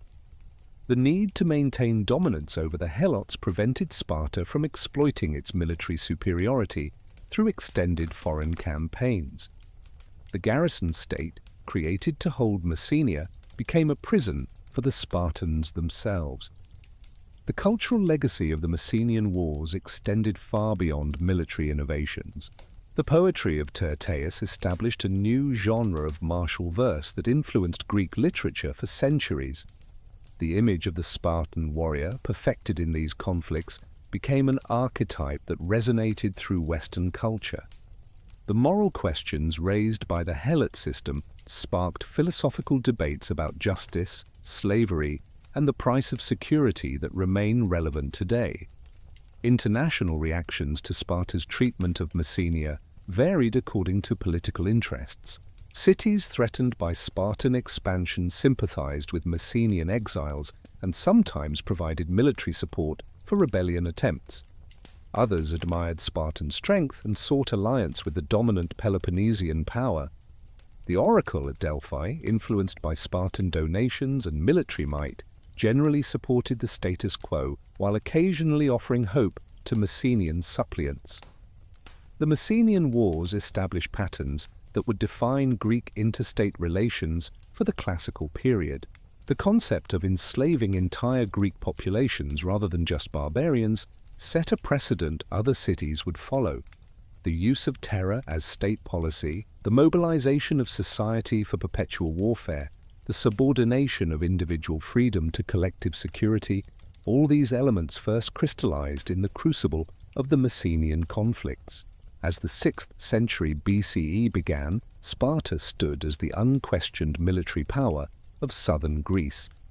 The fertile fields of Messenia fed its warriors, the labor of helots freed them for constant training, the memory of near destruction motivated their discipline. Yet the same victories that secured Spartan dominance also fixed its society in patterns that would ultimately prove unsustainable. The Messenian Wars created classical Sparta, with all its strengths and contradictions, its glory and its eventual doom. The arrival of Persian envoys in Sparta demanding earth and water, the symbols of submission, met with a response that would echo through history. Rather than negotiate or equivocate as other Greek cities had done, the Spartans threw the ambassadors down a well, telling them they would find plenty of earth and water at the bottom. This act of defiance, violating the sacred laws protecting heralds, announced to the world that Sparta would never bend its knee to foreign masters, regardless of consequences. King Cleomenes I, who ruled during the initial Persian expansion into the Aegean world, possessed a cunning that matched his courage. While other Greeks focused on immediate threats, Cleomenes understood that the Persian Empire represented something unprecedented, a power that could swallow all of Greece if its cities remained divided. His attempts to forge anti-Persian alliances met with limited success, as many Greeks preferred accommodation to resistance, but his vision of unified opposition would prove prophetic when the storm finally broke. The madness that allegedly consumed Cleomenes in his final years may have been exaggerated by his enemies, but his erratic behavior reflected the enormous pressures facing Spartan leadership. He had witnessed the Persian conquest of Ionia, the burning of Sardis, the subjugation of Greek cities that had seemed eternal. He knew that Sparta's traditional isolationism could not protect it from an empire that stretched from India to the Aegean. His mysterious death, whether suicide or assassination, removed a complex figure whose strategic vision exceeded his political skills. When news arrived of the Persian landing at Marathon in 490 BCE, the Athenian runner Pheidippides covered the 150 miles to Sparta in just 2 days, collapsing at the ephor's feet with his desperate plea for assistance. The Spartans wanted to march immediately, recognizing that Athens stood as the first barrier against Persian domination. But the calendar showed the 9th day of the lunar month, and religious law forbade military expeditions until the full moon of the Carneia festival had passed. This adherence to sacred tradition, even in crisis, demonstrated both the strength and weakness of Spartan conservatism. By the time 2,000 Spartan warriors completed their forced march to Marathon, arriving just 3 days after the full moon, the battle was over. The Athenians and their Plataean allies had achieved the impossible, routing the Persian expeditionary force without Spartan assistance. The Spartan commanders toured the battlefield, examining the Persian dead with professional interest, noting their equipment, their fighting style, the evidence of their destruction. They congratulated the Athenians on their victory, while privately recognizing that the balance of prestige in Greece had shifted. The decade following Marathon saw Sparta wrestling with internal conflicts, while the Persian threat grew ever larger. The rivalry between the two royal houses intensified, with accusations of corruption and medising thrown back and forth. King Demaratus was deposed through dubious oracular manipulation, fleeing to the Persian court, where he would later serve as advisor to Xerxes. His replacement, Leotychides, lacked the authority that came from unquestioned legitimacy, weakening Spartan leadership at a crucial moment. When reports arrived that Xerxes was mobilizing the largest army the world had ever seen, gathering forces from every corner of his empire for the final conquest of Greece, even Spartan confidence wavered. The numbers reported by spies and refugees seemed impossible: over 1 million infantry, cavalry forces that darkened plains, a navy of 1,200 ships that drank rivers dry in passing. While these figures were certainly exaggerated, the reality remained daunting enough to terrify any rational defender. The Congress at Corinth in 481 BCE saw the miraculous achievement of Greek unity, however temporary and fragile. Sparta's military reputation secured it leadership of the Allied forces despite Athens providing more ships for the crucial naval component. The appointment demonstrated that when faced with existential threat, Greeks looked to Sparta's disciplined warriors rather than Athens' innovative democracy. The burden of leadership in humanity's first conscious stand for freedom against despotism fell upon Spartan shoulders. King Leonidas, approaching 60 years of age when chosen to lead the advance force to Thermopylae, embodied everything the moment required. Descended directly from Heracles according to Spartan genealogy, married to Gorgo whose wit matched her beauty, father to a young son who would continue the royal line, he possessed the authority and experience necessary for what everyone understood might be a suicide mission. His selection of 300 warriors, all with living sons to preserve their bloodlines, showed clear understanding of what lay ahead.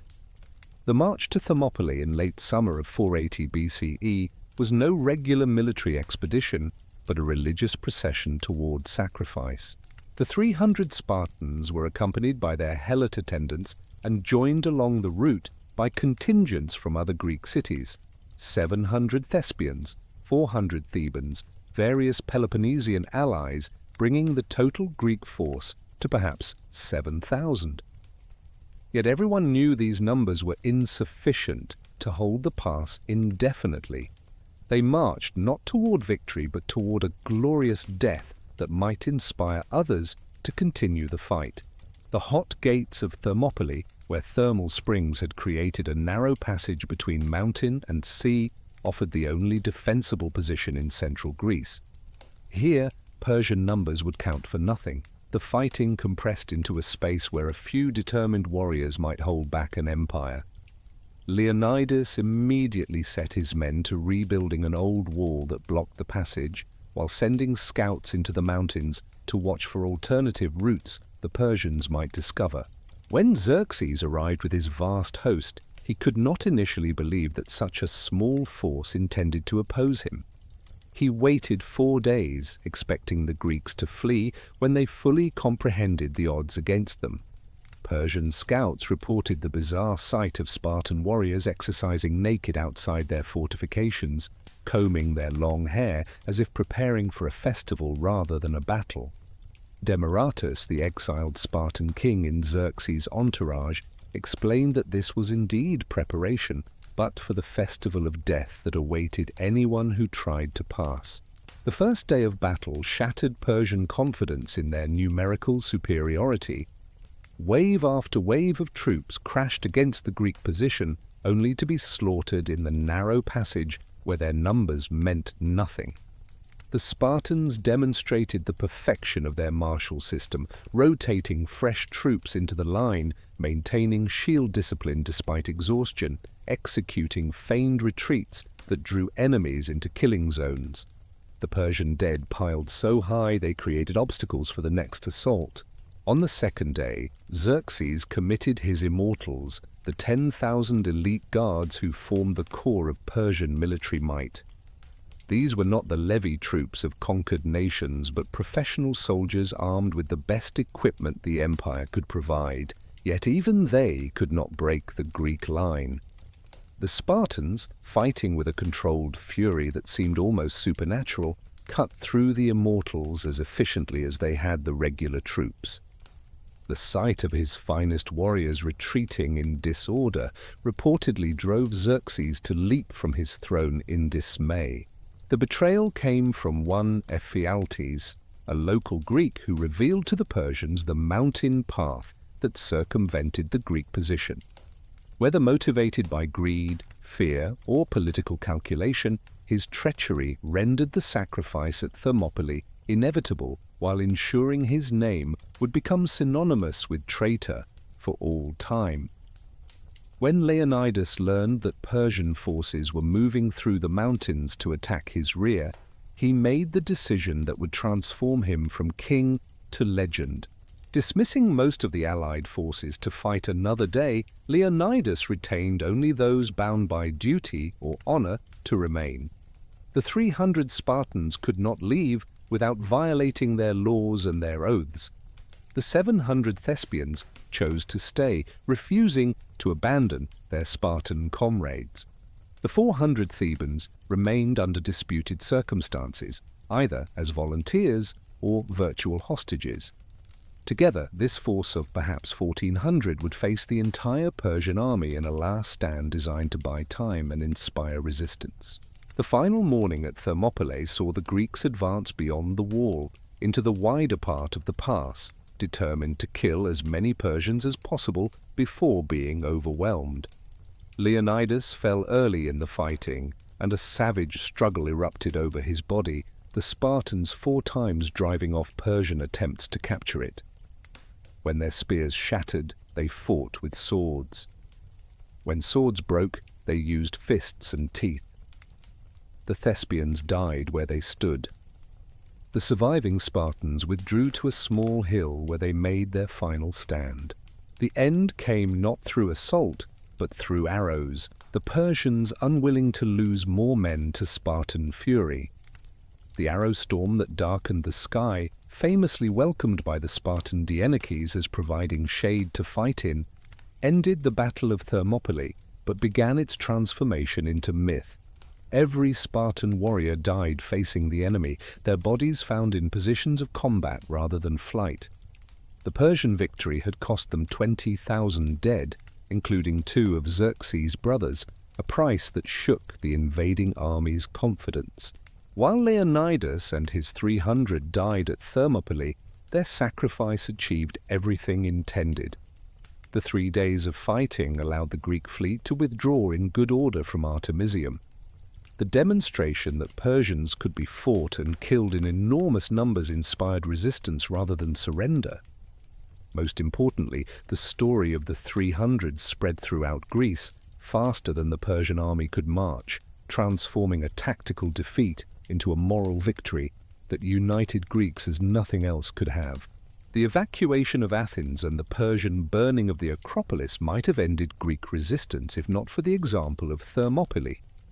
The Allied fleet, preparing to scatter after disagreements about strategy, held together because sailors asked themselves if they could show less courage on sea than the Spartans had shown on land.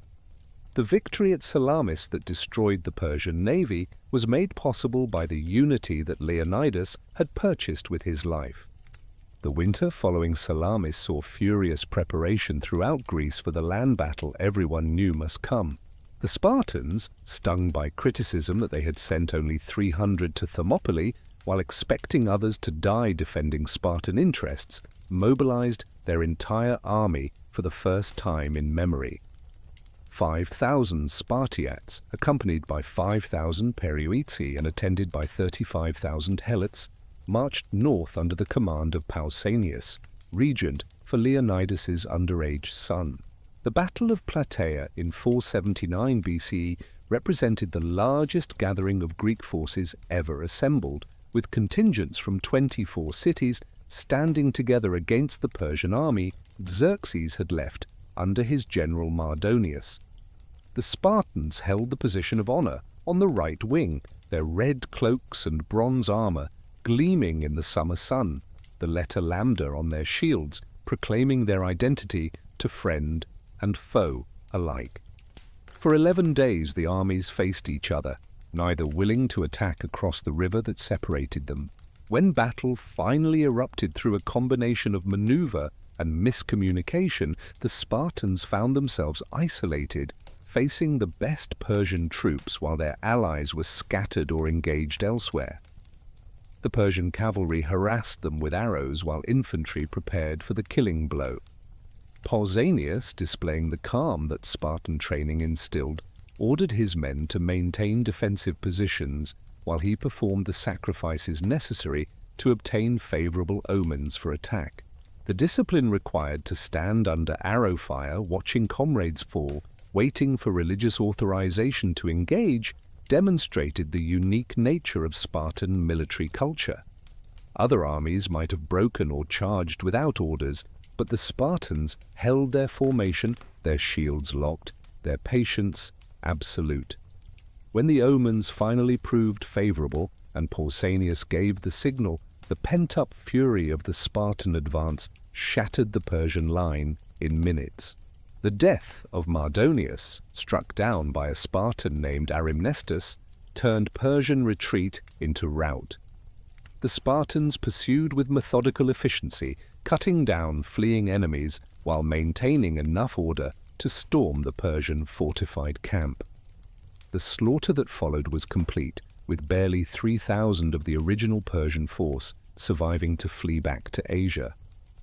Greek losses numbered fewer than 1,000, with 91 Spartans among the dead, each name recorded for posterity. The aftermath of Plataea established Sparta's position as the premier military power, not just in Greece but in the entire Mediterranean world. The captured Persian wealth was distributed according to merit, with Sparta receiving the lion's share, including Mardonius' tent with its golden and silver furnishings. Pausanias ordered the Persian cooks to prepare a meal as they would have for their master, then had his own mess cooks prepare typical Spartan fare. The contrast between Persian luxury and Spartan simplicity, displayed side by side, made a political statement about the values that had brought victory. Yet victory also brought complications that Sparta was ill-equipped to handle. The allied Greeks looked to Sparta for leadership in continuing the war against Persia, liberating the Ionian cities still under Persian control. This would require naval expeditions, extended campaigns far from home, the kind of power projection that Sparta's social system made difficult to sustain. The fear of helot rebellion, if the army remained abroad too long, conflicted with the opportunity to establish Spartan hegemony over the Greek world. Pausanias led a successful expedition to Cyprus and Byzantium, but his behavior abroad revealed the corrupting influence of power and wealth on Spartan character. He began wearing Persian dress, eating Persian food, surrounding himself with Persian-style luxury. Letters allegedly exchanged with Xerxes discussed marriage to a Persian princess and rule over Greece as a Persian satrap. Whether these accusations were true or politically motivated, they resulted in Pausanias' recall and eventual death, either by starvation while seeking sanctuary or execution for treason. The decision to withdraw from active leadership of the anti-Persian alliance marked a crucial turning point in Greek history.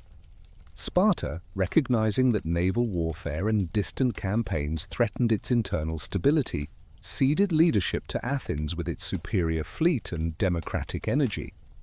This voluntary step back from supremacy demonstrated both wisdom and weakness, preserving Sparta's traditional system while allowing Athens to build the empire that would eventually challenge Spartan power. The commemoration of Thermopylae began immediately after the war. Monuments were erected at the hot gates with inscriptions that became famous throughout the ancient world. The most renowned, attributed to Simonides, displayed Spartan laconic style at its finest. "Stranger, go tell the Spartans that here we lie, obedient to their commands. No mention of glory or heroism, just simple obedience unto death, the ultimate expression of Spartan values. The transformation of Leonidas from failed commander to eternal hero required careful management of the narrative. His decision to remain at Thermopylae was reframed from tactical miscalculation to deliberate sacrifice. The oracle that supposedly foretold that either Sparta or a Spartan king must fall might have been created after the fact to give divine sanction to the disaster. His body, recovered years later through dubious circumstances, was reburied in Sparta with honors that established a cult of worship lasting centuries. The veterans of Plataea returned to a Sparta that would never be quite the same. They had seen the wealth of Persia, tasted victory on a scale beyond previous imagination, received the gratitude and admiration of all Greece. Some, like the survivors of Thermopylae who had been absent on other duties, faced suspicion and shame for having lived when their comrades died. The tensions between traditional Spartan austerity and the temptations of imperial power would shape the next generation's choices. The international reputation Sparta gained from the Persian Wars transformed it from a regional power into a symbol that transcended political boundaries. The story of the 300 spread beyond Greece to every corner of the Mediterranean, adapted and embellished by each culture that heard it. Persian sources, while downplaying the significance of Thermopylae, acknowledged the unique nature of Spartan warriors who chose death over surrender. The philosophical implications of Thermopylae resonated with thinkers throughout antiquity. Here was proof that free men fighting for their homeland could defeat the slaves of empire regardless of numbers. The voluntary sacrifice for abstract principles like duty and honor elevated human nature above mere survival. The cold calculation that sent 300 to certain death for strategic advantage raised questions about the relationship between individual life and collective good that would perplex moral philosophers forever. The economic consequences of victory were less dramatic for Sparta than other Greek cities. While Athens used its naval dominance to build a commercial empire, Sparta maintained its traditional agricultural economy based on helot labor. The spoils of war were absorbed into the system without fundamentally changing it. The prohibition on currency and commerce continued, though increasingly honored in the breach, as individual Spartans found ways to circumvent the rules. Cultural production inspired by the Persian Wars flourished even in austere Sparta. Victory songs were composed for religious festivals, though only fragments survive. Bronze dedications at Olympia and Delphi displayed artistic skill that belied Sparta's reputation for Philistinism. The stories of individual heroism, carefully controlled to reinforce collective values, became part of the educational curriculum that shaped future generations. The role of women in the Persian War narrative deserves special attention. Gorgo's famous response to a foreign woman who marveled that Spartan women were the only ones who ruled men, because we are the only ones who give birth to men, captured the unique position of Spartan mothers and wives.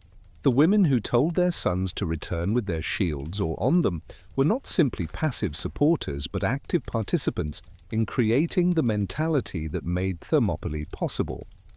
As the 5th century BCE progressed, the legacy of the Persian Wars became both Sparta's greatest asset and its heaviest burden. Every military action was measured against the standard of Thermopylae. Every political decision was evaluated through the lens of Leonidas's sacrifice. The impossibility of living up to such mythic precedents created a conservatism that gradually transformed from strength to stagnation, from principled consistency to inability to adapt to changing circumstances. The final irony of Sparta's Persian War glory was that it made future glory impossible to achieve. How could any victory surpass Thermopylae? How could any generation match the 300? The very perfection of the sacrifice created a shadow from which Sparta would never fully emerge, a standard against which all subsequent actions would be found wanting. The The moment of supreme triumph contained within it the seeds of inevitable decline as Sparta became prisoner to its own legend. The 50 years following Plataea witnessed the transformation of Greece from a collection of cities united against foreign invasion into two hostile camps locked in increasingly bitter competition. Athens, wielding the naval supremacy gained during the Persian Wars, built an empire that stretched across the Aegean, its treasury swollen with tribute from subject allies. Sparta watched this expansion with growing alarm, recognizing that Athenian power threatened not just Spartan interests, but the entire balance that had preserved Greek independence. The Delian League, founded as a voluntary alliance against Persia, evolved under Athenian leadership into something indistinguishable from empire. Cities that attempted to leave the alliance found themselves besieged by Athenian forces, their walls demolished, their treasuries confiscated.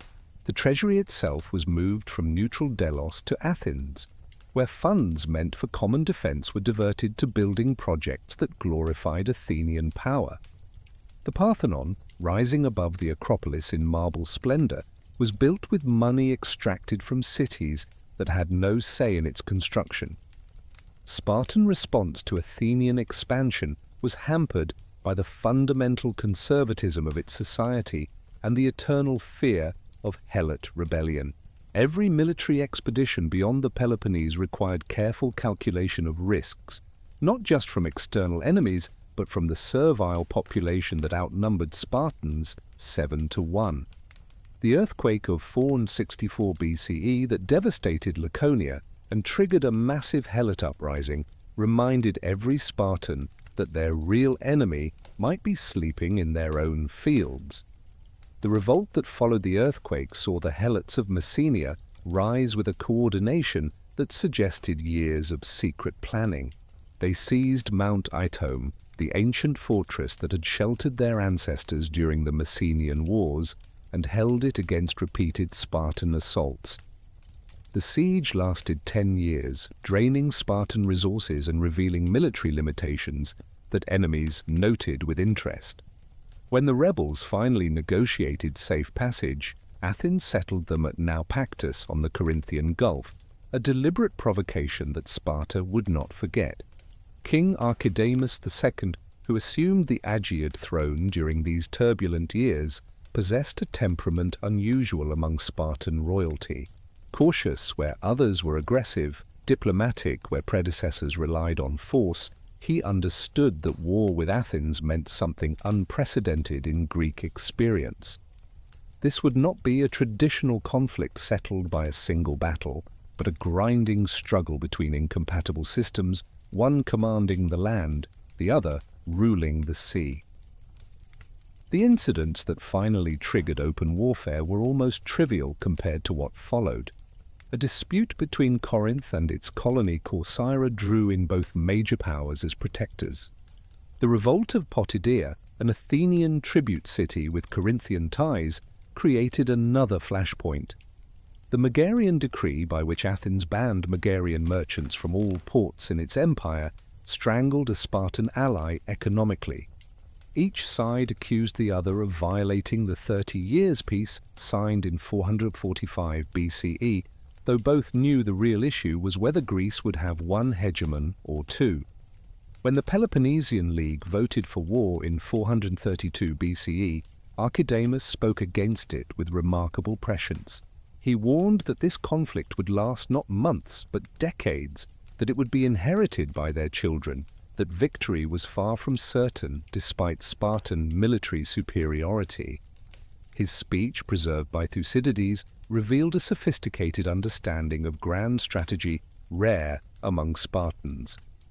Yet the vote for war was overwhelming, driven by allies who feared Athenian encroachment and Spartans who believed their martial superiority made victory inevitable.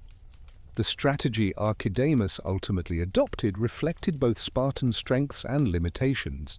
Each spring, the Peloponnesian army would invade Attica, destroying crops and attempting to provoke the Athenians into a pitched battle where Spartan hoplites would prevail. But Pericles, the Athenian leader, refused to take the bait. The population of Attica withdrew behind Athens' long walls supplied by sea, while the Spartans burned empty fields. It was warfare without decision, devastation without resolution. The plague that struck Athens in 430 BCE changed everything. Crowded behind their walls with refugees from the countryside, the Athenians died by thousands from a disease that modern scholars still cannot definitively identify. Pericles himself succumbed in 429 BCE, his death removing the strategic vision that had held Athens together. The democracy, traumatized by loss and seeking someone to blame, became increasingly erratic in its decisions, alternating between aggressive expansion and desperate peace overtures. Sparta, largely spared from the plague due to its dispersed population and isolation, might have pressed its advantage but for the traditional limitations of its military system. Spartan armies could not maintain long campaigns away from home without risking helot rebellion. They lacked the engineering skills for effective siege warfare, unable to breach the walls that protected their enemies. Most critically, they had no navy capable of challenging Athenian control of the sea, making it impossible to strike at the economic foundations of Athenian power.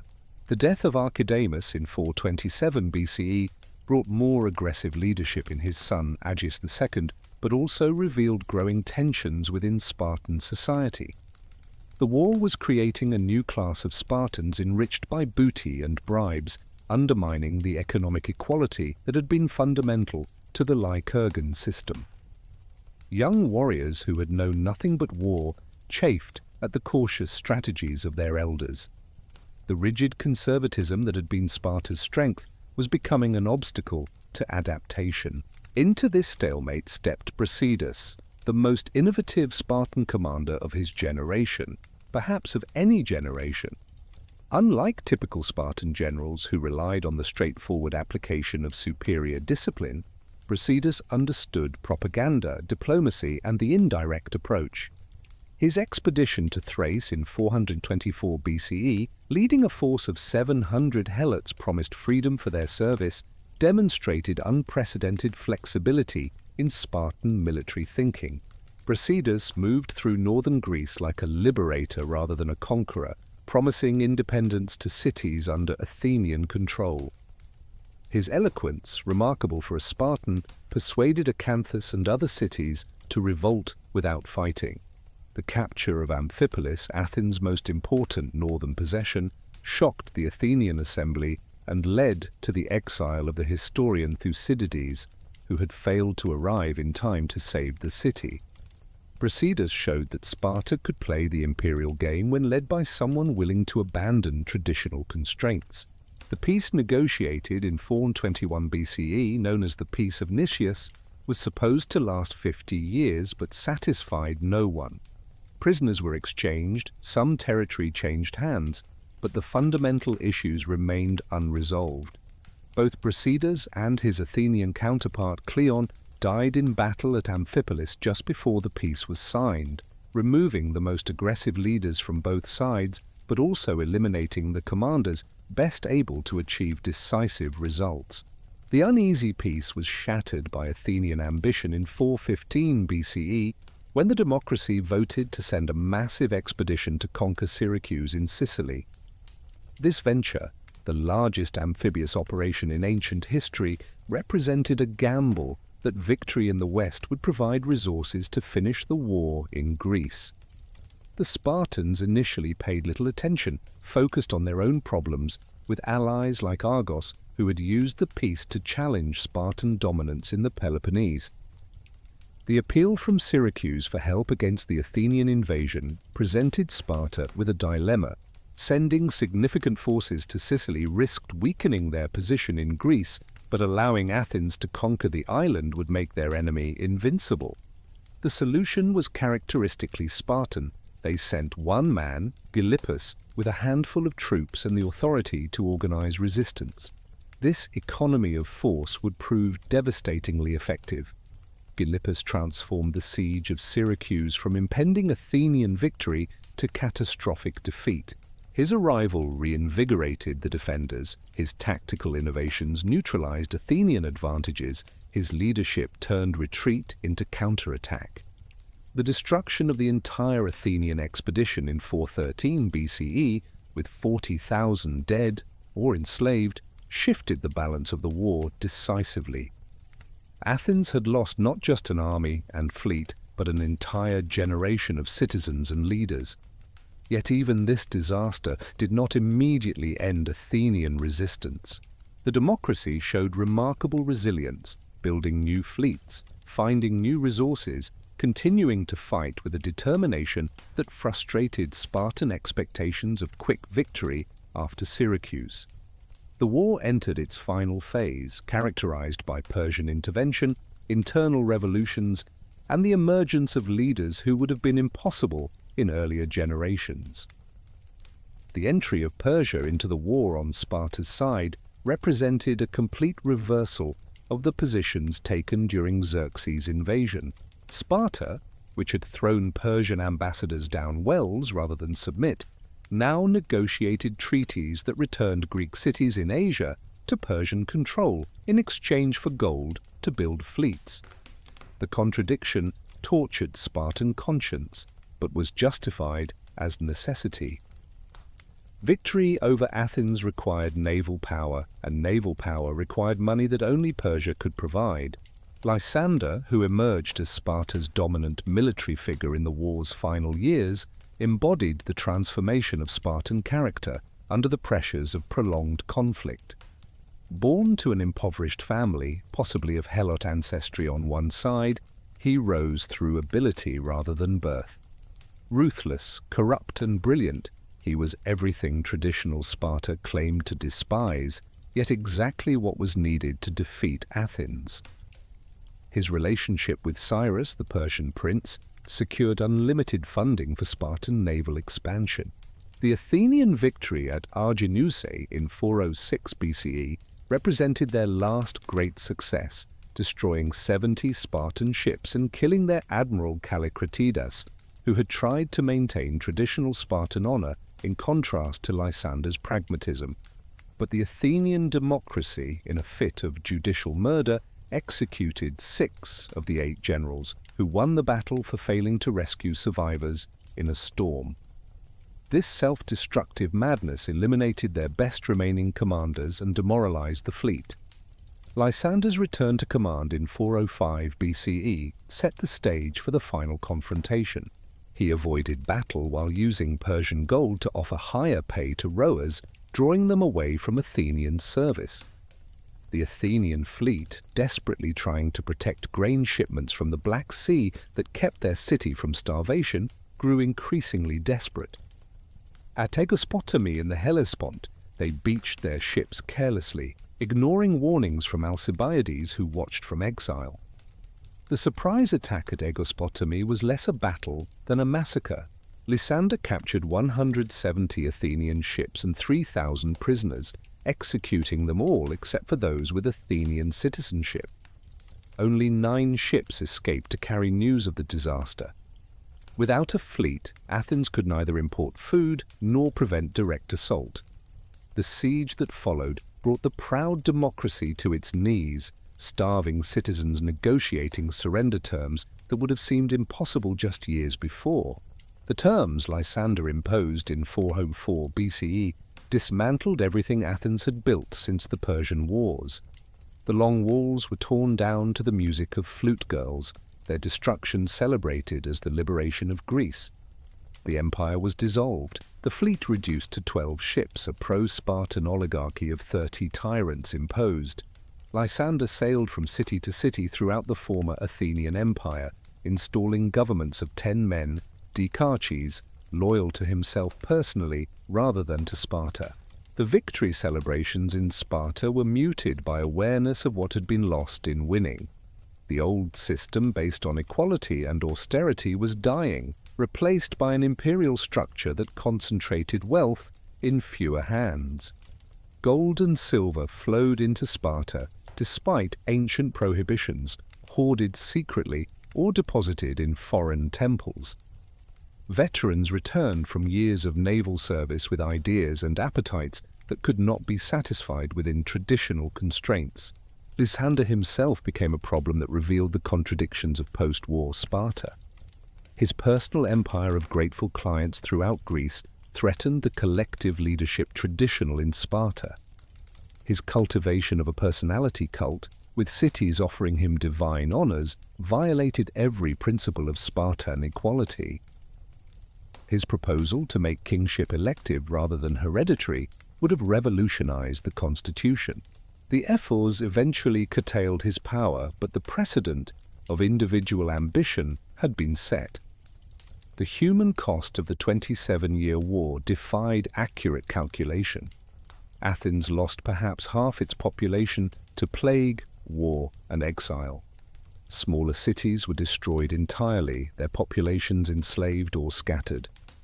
The agricultural infrastructure of Greece was devastated by repeated invasions, olive trees that took decades to mature, cut down for siege equipment or spite. An entire generation had known nothing but war, creating warriors without purpose and citizens without civic virtue. Spartan losses, though less visible, were equally devastating in the long term. The Spartiate population, already declining before the war, was hollowed out by constant campaigns. Families that had maintained their citizenship for centuries lost their land and status, unable to pay mess dues after years of military service. The helots, who had served as hoplites and naval crew, expected freedom and recognition, creating social tensions the rigid Spartan system could not accommodate. The cultural impact of Spartan victory was immediate and lasting. Throughout Greece, oligarchic factions looked to Sparta as their champion, while democrats became synonymous with resistance to Spartan hegemony. The intellectual life of Athens, though diminished, continued under the tyrants and after their overthrow, but with a different character. Socrates, who had served as a hoplite during the war, was executed in 399 BCE, partly for associations with students who had collaborated with Sparta. International reactions to Spartan hegemony varied from enthusiasm to horror. Persia, having achieved its goal of weakening Greece through internal conflict, watched with satisfaction as former allies turned against each other. The Western Greeks in Sicily and Italy, spared the direct impact of the war, emerged as new centers of Hellenic culture. The northern kingdoms, especially Macedon, studied the war carefully, learning lessons about Greek weakness that would later be exploited. The governance of empire proved beyond Spartan capabilities, requiring skills their education never developed. Administration, diplomacy, economic management, cultural integration, all the tools successful empires required were absent from the Spartan repertoire. They could destroy Athenian power, but not replace it with anything constructive. The dikarches Lysander installed were so oppressive that even former enemies of Athens began to long for the relatively mild rule of the democracy.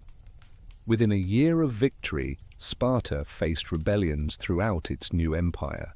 The 30 tyrants in Athens were overthrown by democratic exiles led by Thrasybulus, their Spartan garrison trapped in the Acropolis negotiating safe passage home.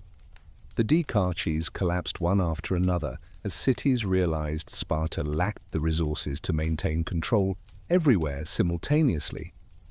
The victory that was supposed to bring peace and Spartan order to Greece instead inaugurated a period of chaos and conflict. The fundamental problem was that Sparta had evolved to be a garrisoned state, not an imperial power.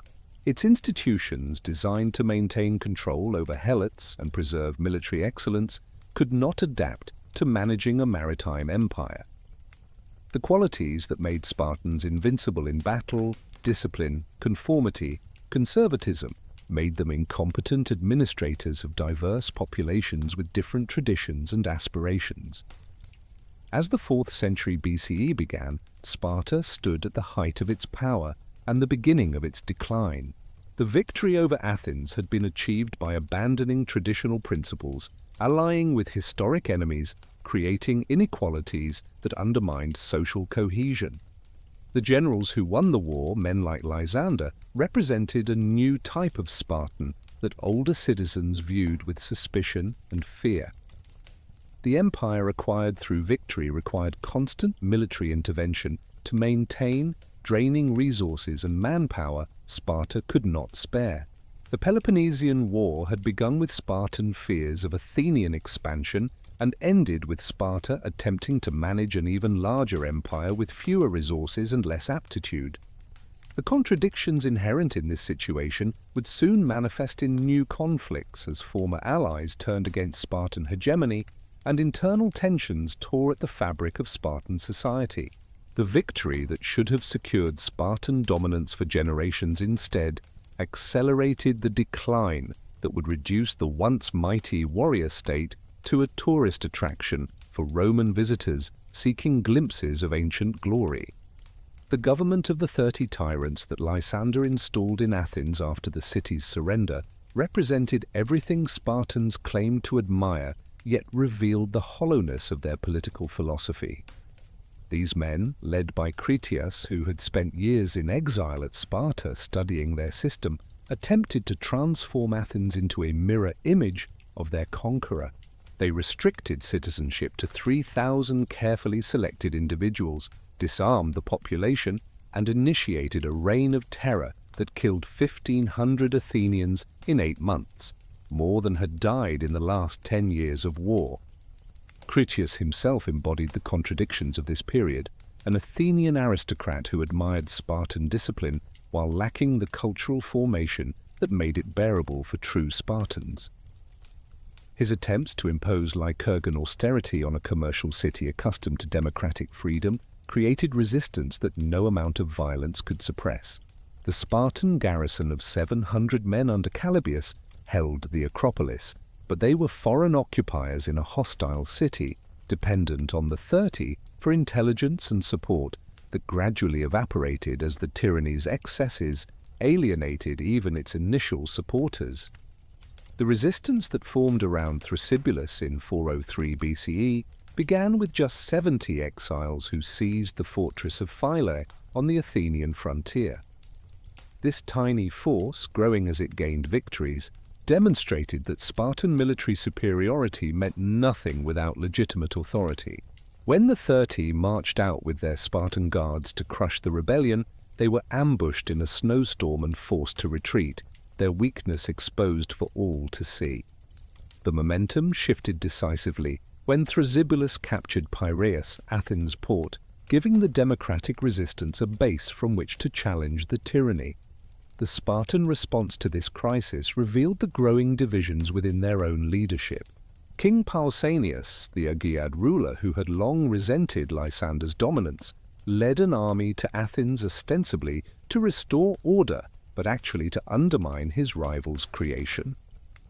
Rather than crushing the democratic rebels, Pausanias negotiated a reconciliation that allowed the restoration of democracy while maintaining face for Sparta. The 30 tyrants fled or died, their 8-month experiment in transplanting Spartan oligarchy ending in complete failure. This betrayal of Lysander's allies infuriated the hardliners in Sparta and led to Pausanias being tried for treason, though he escaped conviction by a single vote. The incident demonstrated that Sparta lacked not just the resources but also the unified will to maintain empire. Different factions pursued contradictory policies, with Lysander's supporters establishing harsh oligarchies, while the kings often supported more moderate arrangements. This inconsistency made Spartan hegemony appear arbitrary and capricious, encouraging resistance rather than submission. The death of the Persian prince Cyrus at Cunaxa in 401 BCE, struck down while attempting to usurp his brother's throne, created another crisis that revealed Spartan limitations. The 10,000 Greek mercenaries who had marched with Cyrus into the heart of the Persian Empire, including a significant contingent of Spartans and Peloponnesians, found themselves stranded in Mesopotamia. Their epic march to the sea, immortalized in Xenophon's Anabasis, demonstrated Greek military superiority over Persian forces, but also showed that such adventures, however glorious, brought no strategic benefit to Sparta. The Corinthian War that erupted in 395 BCE arose from the resentment of Sparta's former allies who discovered that they had merely exchanged Athenian hegemony for Spartan domination. Corinth, Thebes, Argos, and surprisingly Athens, democracy restored and eager for revenge, formed a coalition funded by Persian gold. The Persians, having helped Sparta destroy Athenian power, now supported Sparta's enemies to prevent any single Greek state from becoming too powerful. This cynical manipulation would continue for decades, with Persian money flowing to whichever side was weaker. The war began with Spartan setbacks that shocked those who believed their military superiority guaranteed victory. At Haliartus in 395 BCE, Lysander himself was killed leading an assault on the city walls. His body only recovered through negotiation rather than battle. His death removed Sparta's most capable if controversial leader, while demonstrating that even legendary commanders could fall to a well-placed javelin. The elaborate funeral games held in his honor could not disguise the fact that Spartan leadership was increasingly mediocre. King Agesilaus II, the Eurypontid ruler, who would dominate Spartan policy for the next 4 decades, represented both the last flowering of Spartan military excellence and the blindness that accelerated decline. Born with a shortened leg that should have disqualified him from kingship, he had overcome this disability through determination that impressed even Spartans. His succession had been controversial, bypassing the legitimate heir Leotychides through allegations of illegitimacy and the support of Lysander, who expected to control his protégé. The Asian campaign Agesilaus launched in 396 BCE aimed to liberate Greek cities from Persian control, invoking the spirit of the Persian Wars while ignoring the awkward fact that Sparta had previously sold these same cities to Persia for naval subsidies. Leading an army of 8,000 men across the Hellespont, Agesilaus sought to present himself as a new Agamemnon, launching a pan-Hellenic crusade. His sacrifice at Aulis was disrupted by Theban authorities, an insult he would never forgive, and which colored his hatred of Thebes for the rest of his life. The victories Agesilaus won in Asia Minor were tactical successes that brought strategic disaster.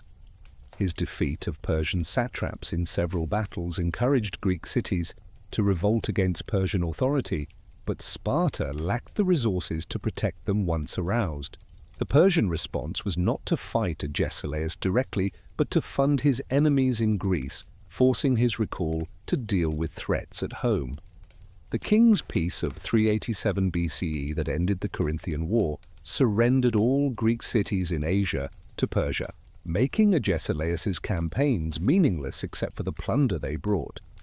This peace, also called the Peace of Antalcidas after the Spartan negotiator, represented the complete abandonment of the principles for which Leonidas had died at Thermopylae. Sparta became the enforcer of a Persian-dictated settlement that prohibited Greek cities from forming leagues or alliances that might threaten Persian interests. The autonomy clause, which required all cities to be independent, was selectively enforced by Sparta to break up combinations that might challenge its hegemony while ignoring its own control over the perioecic cities and Messenia. The method Sparta used to enforce this peace revealed how far it had fallen from its ideals. The seizure of the Cadmeia, Thebes' Acropolis, in 382 BCE was accomplished through treachery during peacetime. Phoebidas, the Spartan commander, was supposedly marching north against Olynthus when Theban oligarchs offered to betray their city. The occupation that followed, justified by claims of enforcing the peace provisions, demonstrated that Sparta would use any means to maintain control, honor, and legality, being luxuries it could no longer afford. The Theban exiles who fled this occupation found refuge in Athens, their former enemy now united with them in hatred of Spartan oppression. Led by Pelopidas and Epaminondas, two of the most brilliant military minds Greece would produce, they plotted liberation with a patience and thoroughness that the impulsive Spartans never expected. The conspiracy that unfolded in 379 BCE showed that Spartan power rested on fear rather than strength, capable of being overthrown by determined resistance. The liberation of Thebes began with just 7 exiles who infiltrated the city disguised as women, assassinating the pro-Spartan rulers at a symposium where wine and expectation of entertainment lowered their guard. The Spartan garrison, commanded by officers more interested in enriching themselves than maintaining vigilance, found themselves besieged in the Cadmeia by a population that rose en masse once the tyrants were dead. Their negotiated withdrawal, marching out under safe conduct, marked another humiliation for Spartan arms. The sacred band that Thebes created after liberation represented a direct challenge to Spartan military supremacy. 300 paired lovers, bound by eros as well as military oath, trained constantly as a professional force that could match Spartan discipline. The emotional bonds between couples created a unit that would rather die than show cowardice before their beloved, applying Greek ideals of homosexual attachment to military organization in ways that even the Spartans, despite their own tradition of military mentorship, had never fully systematized. The rising power of Thebes coincided with accelerating decay within Spartan society itself. The citizen population had shrunk to dangerous levels, with fewer than 1,000 full Spartiates, where once there had been 8,000. The concentration of land in fewer hands, accelerated by the casualties of constant warfare and the influx of foreign wealth, created a class of disenfranchised Spartan descendants called hypomenes, who had lost citizenship through poverty. These men, trained as warriors but excluded from power, represented an internal threat potentially more dangerous than helot rebellion. The conspiracy of Cynodon in 397 BCE had already revealed these tensions, though it was discovered and suppressed before erupting. Cynodon, a Hypomean who had served the ephors as an agent, planned to unite all the non-citizens, helots, perioeci, and disenfranchised Spartans in revolution against the shrinking elite. When asked about weapons for his revolt, he supposedly led his questioner to the marketplace and pointed out that every tool was a weapon when wielded by those with nothing to lose. His execution and that of his conspirators eliminated the immediate threat, but not the underlying conditions.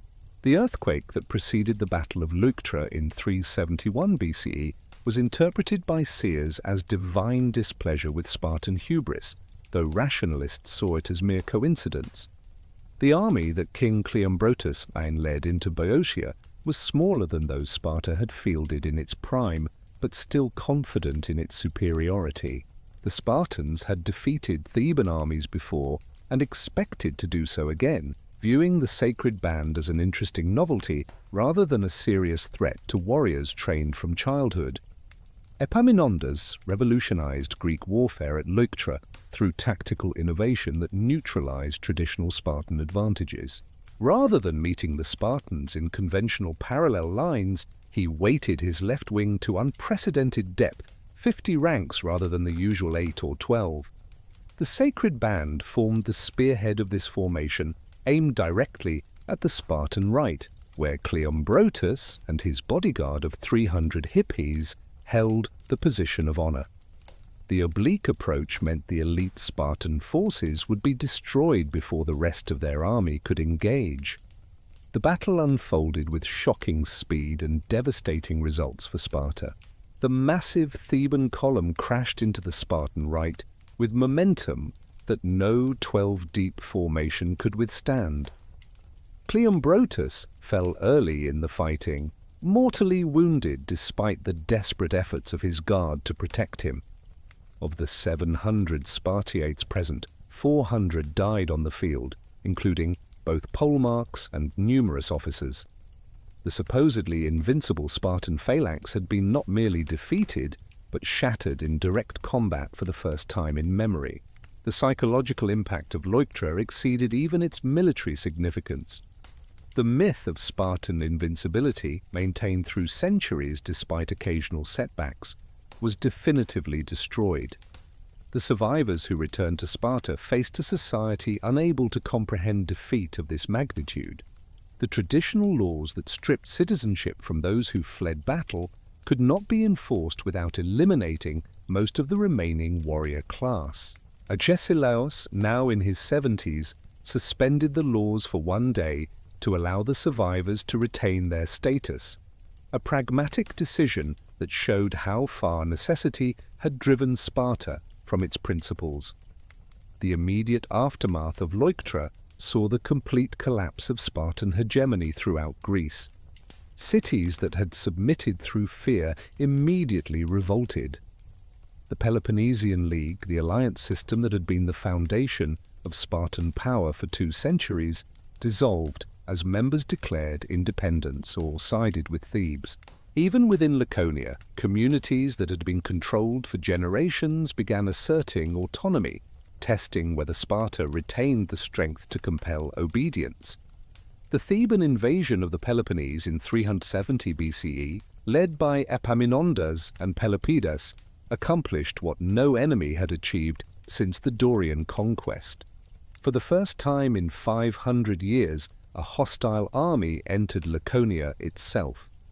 The Spartans, who had always boasted that their women had never seen the smoke of enemy campfires, watched helplessly as Theban forces burned the countryside up to the banks of the Eurotas.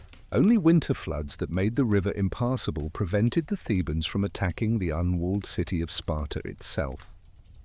The liberation of Messenia that Epaminondas proclaimed represented the death blow to Spartan power.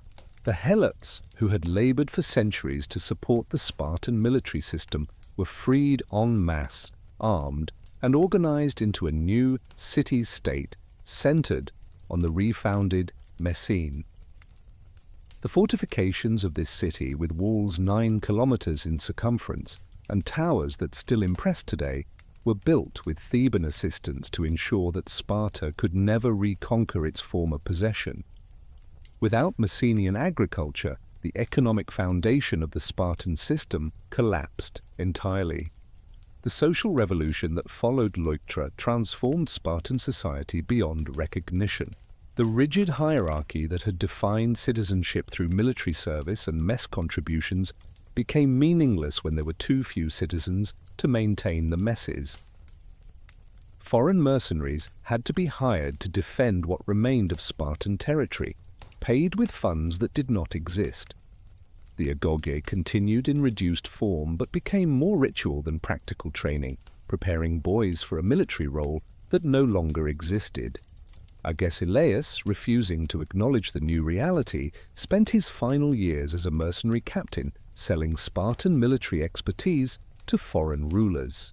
At age 80, he led expeditions to Egypt, fighting for whichever faction paid best, trying to raise funds for a Spartan recovery that would never come.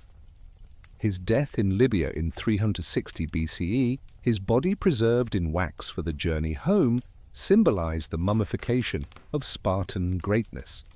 The warrior king who had once made Persian satraps tremble died as a hired soldier in a foreign land.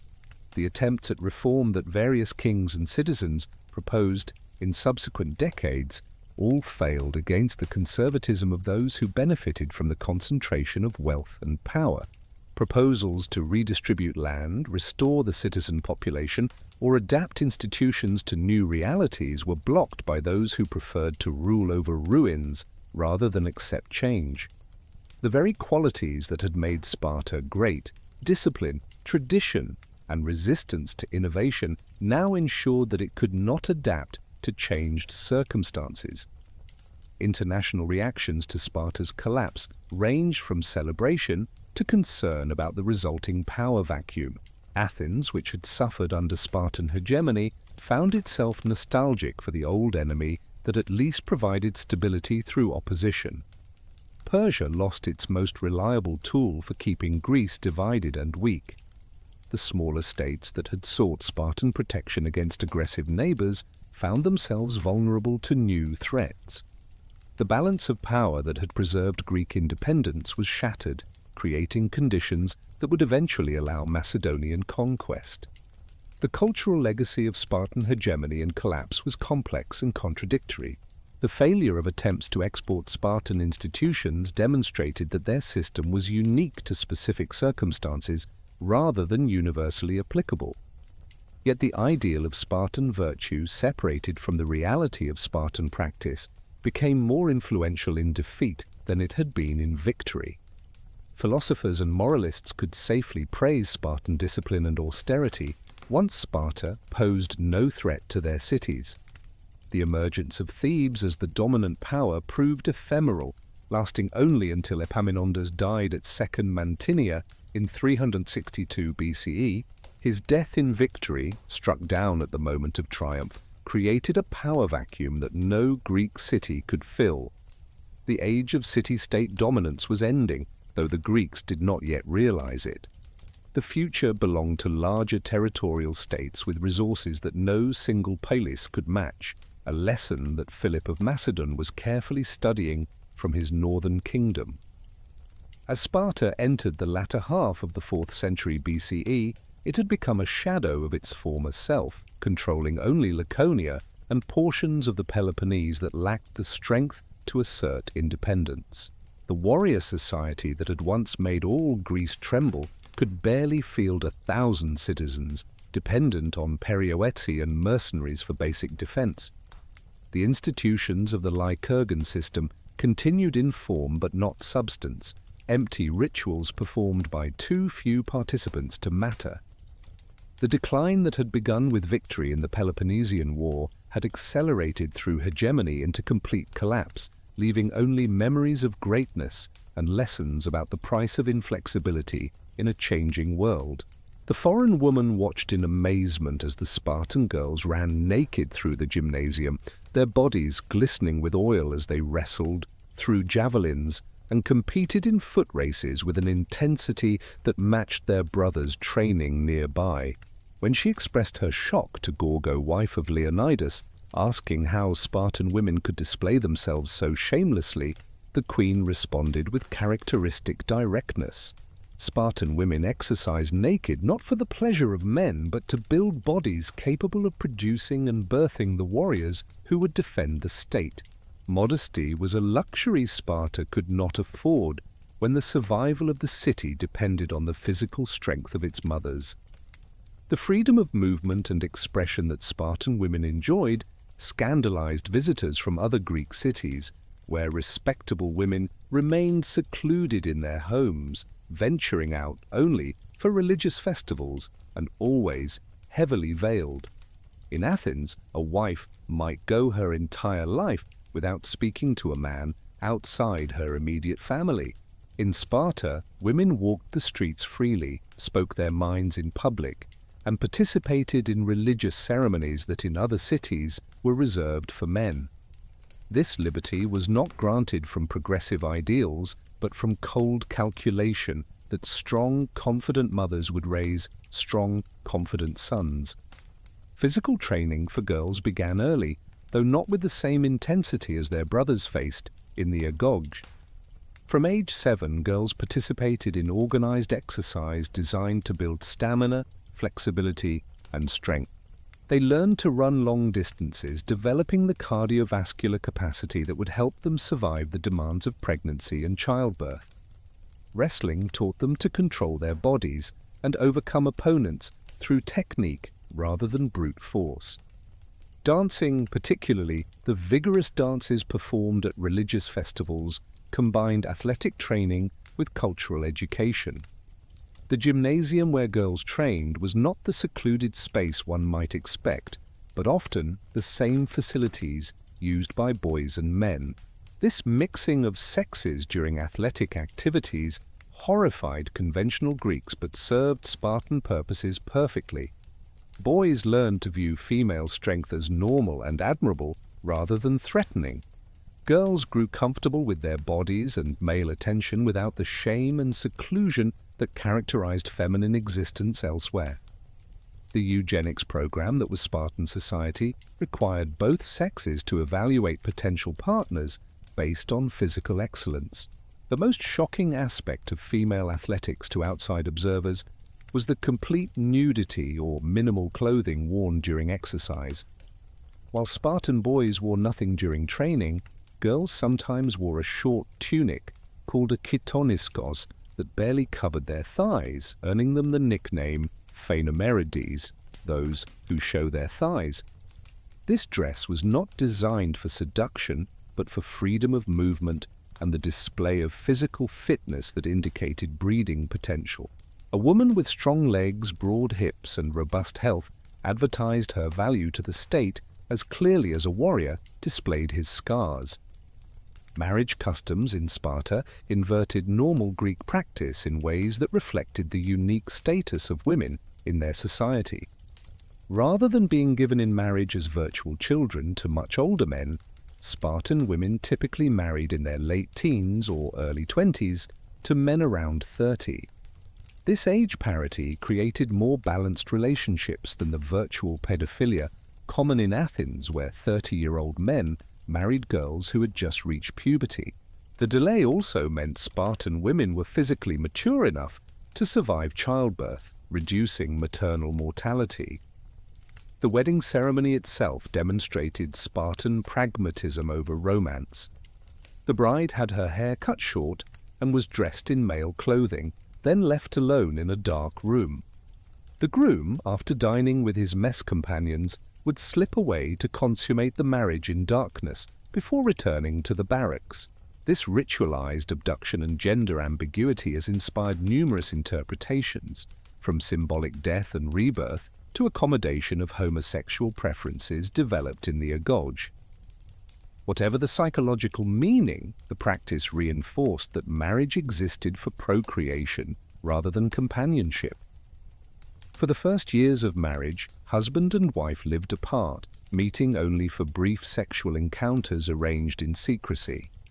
The husband remained in the barracks with his mess brothers until age 30, while the wife continued living with her family or established her own household. These stolen meetings supposedly kept passion alive while preventing the domestic comfort that might soften a warrior's edge. Some couples produced several children before ever seeing each other in daylight or sharing a meal. The primary duty of Spartan wives was producing children, specifically sons who could maintain the citizen population. Women who died in childbirth received the same honor as men who died in battle, their names inscribed on tombstones, while those who died of other causes were buried unmarked. This equivalence acknowledged that both faced mortal danger in service to the state. The successful mother of warriors gained respect and influence that increased with each son who survived the agoge to become a citizen.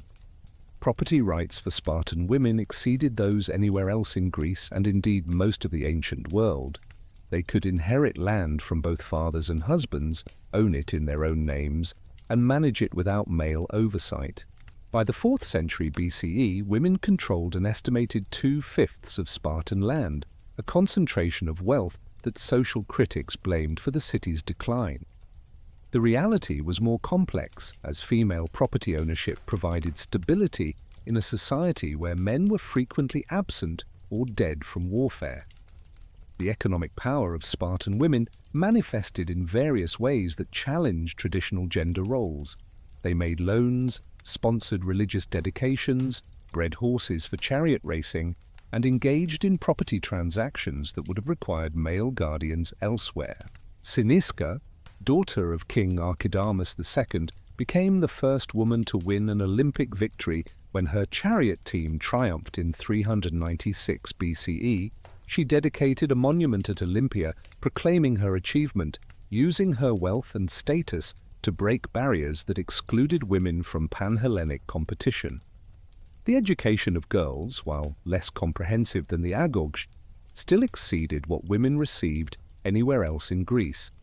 They learned to read and write, though literacy was valued mainly for practical purposes rather than intellectual development. They studied music and poetry, particularly the songs performed at religious festivals.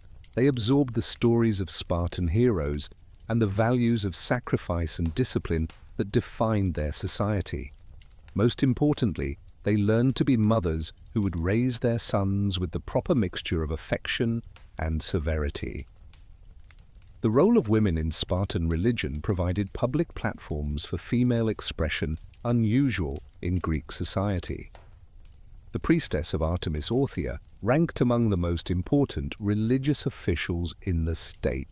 Women performed sacred dances at festivals, their movements telling stories of gods and heroes through ritualized gesture. During the Hyacynthia, girls rode in elaborate processions on decorated carriages, displaying themselves to the entire population. These religious roles gave women legitimate reasons to appear in public and exercise influence beyond the domestic sphere. The relationship between Spartan mothers and sons was complex, combining fierce love with ruthless expectation. Mothers were expected to celebrate when sons died gloriously in battle rather than mourn their loss. The woman who told her son to return with his shield or on it expressed not callousness but the ultimate maternal sacrifice, subordinating personal grief to civic duty. Yet these same mothers wielded considerable influence over adult sons, their approval or criticism carrying weight that no other woman's words could match. The sexual freedom attributed to Spartan women by scandalized outsiders was both exaggerated and misunderstood. While adultery was technically illegal, the sharing of wives for eugenic purposes created ambiguity about sexual exclusivity. An older man with a young wife might invite a younger man of good character to father children with her. A woman whose husband was inadequate might seek permission to bear children with a more suitable partner. These arrangements, shocking to conventional morality, reflected the subordination of individual sexuality to collective breeding strategy. The helot women, who vastly outnumbered Spartan females, lived entirely different lives, despite sharing the same geographic space. They worked the fields alongside men, maintaining the agricultural production that supported the warrior class. They served as domestic servants in Spartan households, raising Spartan children through their early years. They were sexually vulnerable to Spartan men who could assault them with impunity, though producing half-Spartan children created complicated questions of status. The fear and resentment helot women harbored toward their mistresses added another layer to the tensions that defined Spartan society. The perioeci women occupied a middle position between the extremes of Spartan privilege and helot oppression. Living in their own communities throughout Laconia, they enjoyed more conventional Greek family structures. They could engage in crafts and commerce forbidden to Spartan citizens, accumulating wealth through skill rather than inheritance. Their daughters might marry Spartan men who had lost citizenship, creating social mobility impossible within the rigid Spartiate class. Yet they remained excluded from the athletic training and public visibility that distinguished Spartan women.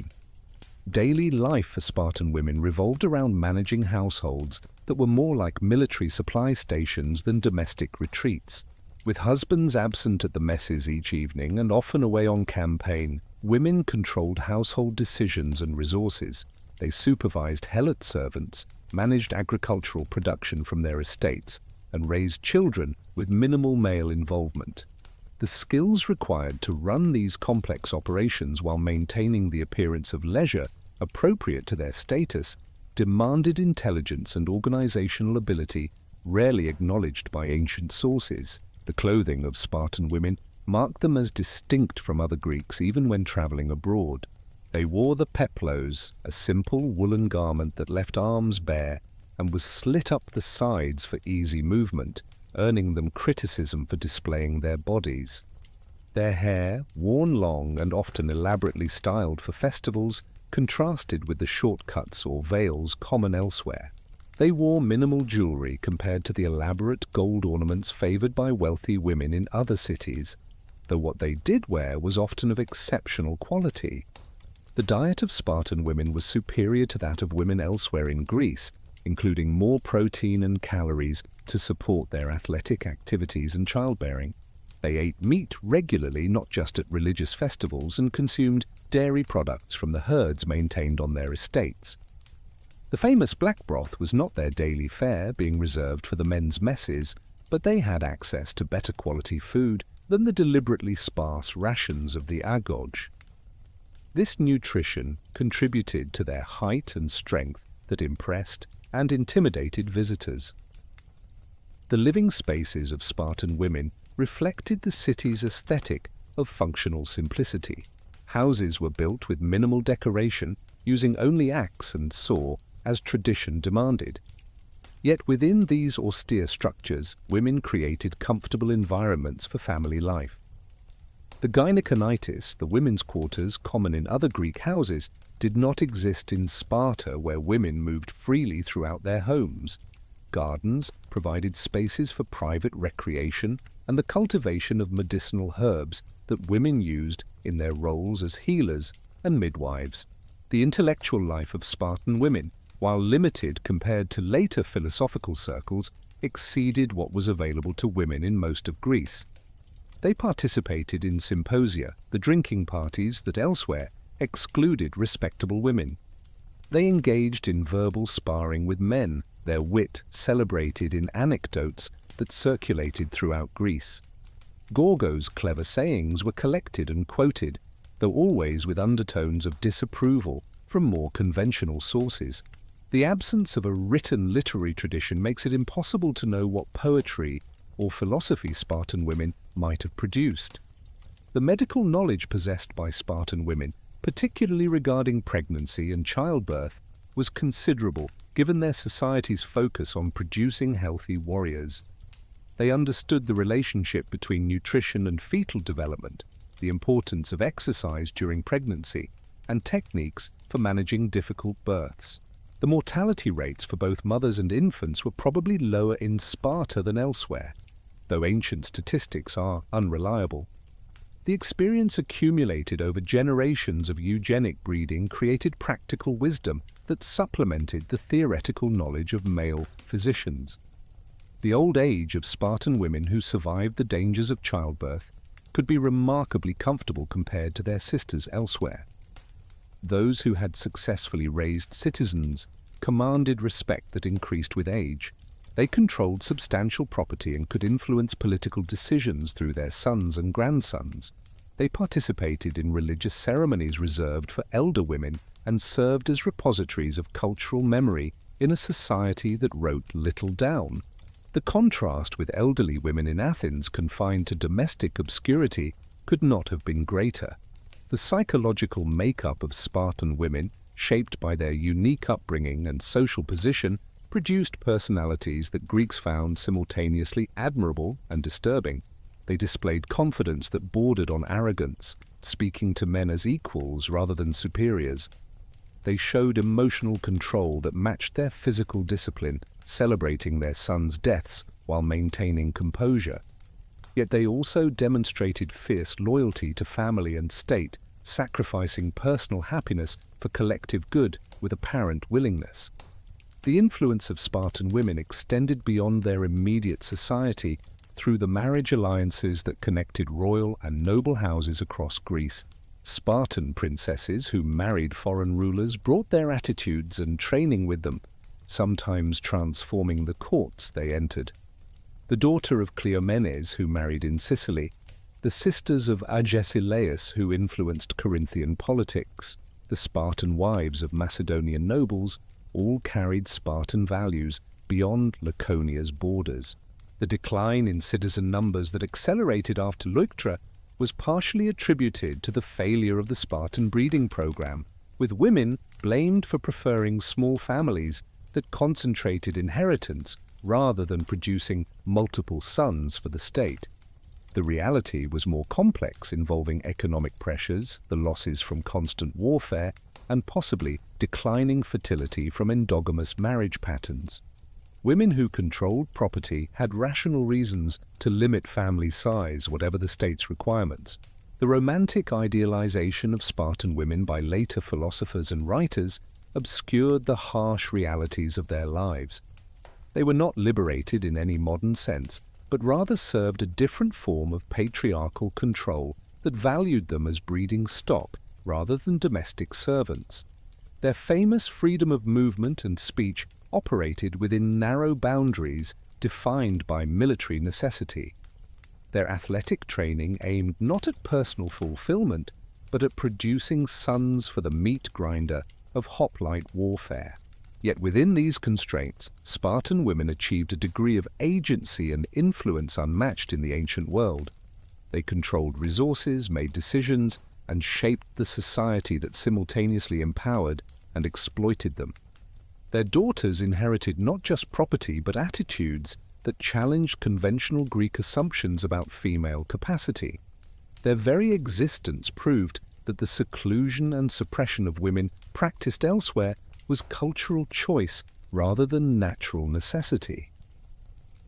The legacy of Spartan women would resonate through history in complex and contradictory ways. Revolutionary movements would invoke their example when arguing for female education and physical culture.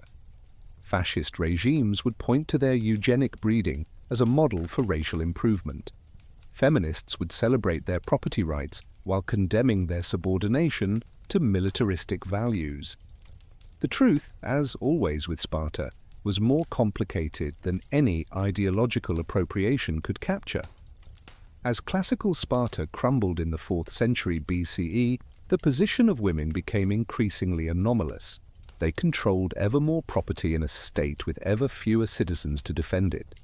They maintained athletic training that no longer served its original purpose of producing warriors. They exercised freedoms that had been predicated on a social system that no longer functioned. The last generations of truly Spartan women witnessed the transformation of their city from feared military power to quaint tourist attraction, their distinctive way of life becoming a curiosity for Roman visitors seeking glimpses of an archaic past. The sanctuary of Artemis Orthia stood near the banks of the Eurotas, its altar darkened with centuries of blood from both animal sacrifices and human endurance rituals that shocked even hardened Greek observers.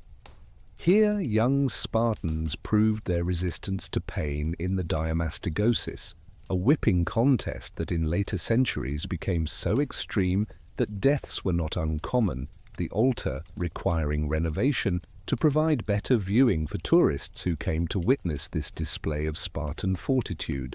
Yet this same sacred space also hosted choruses of maidens singing hymns of such beauty that poets traveled from across Greece to hear them, a reminder that Spartan religion combined brutality with aesthetics in ways that defied simple categorization.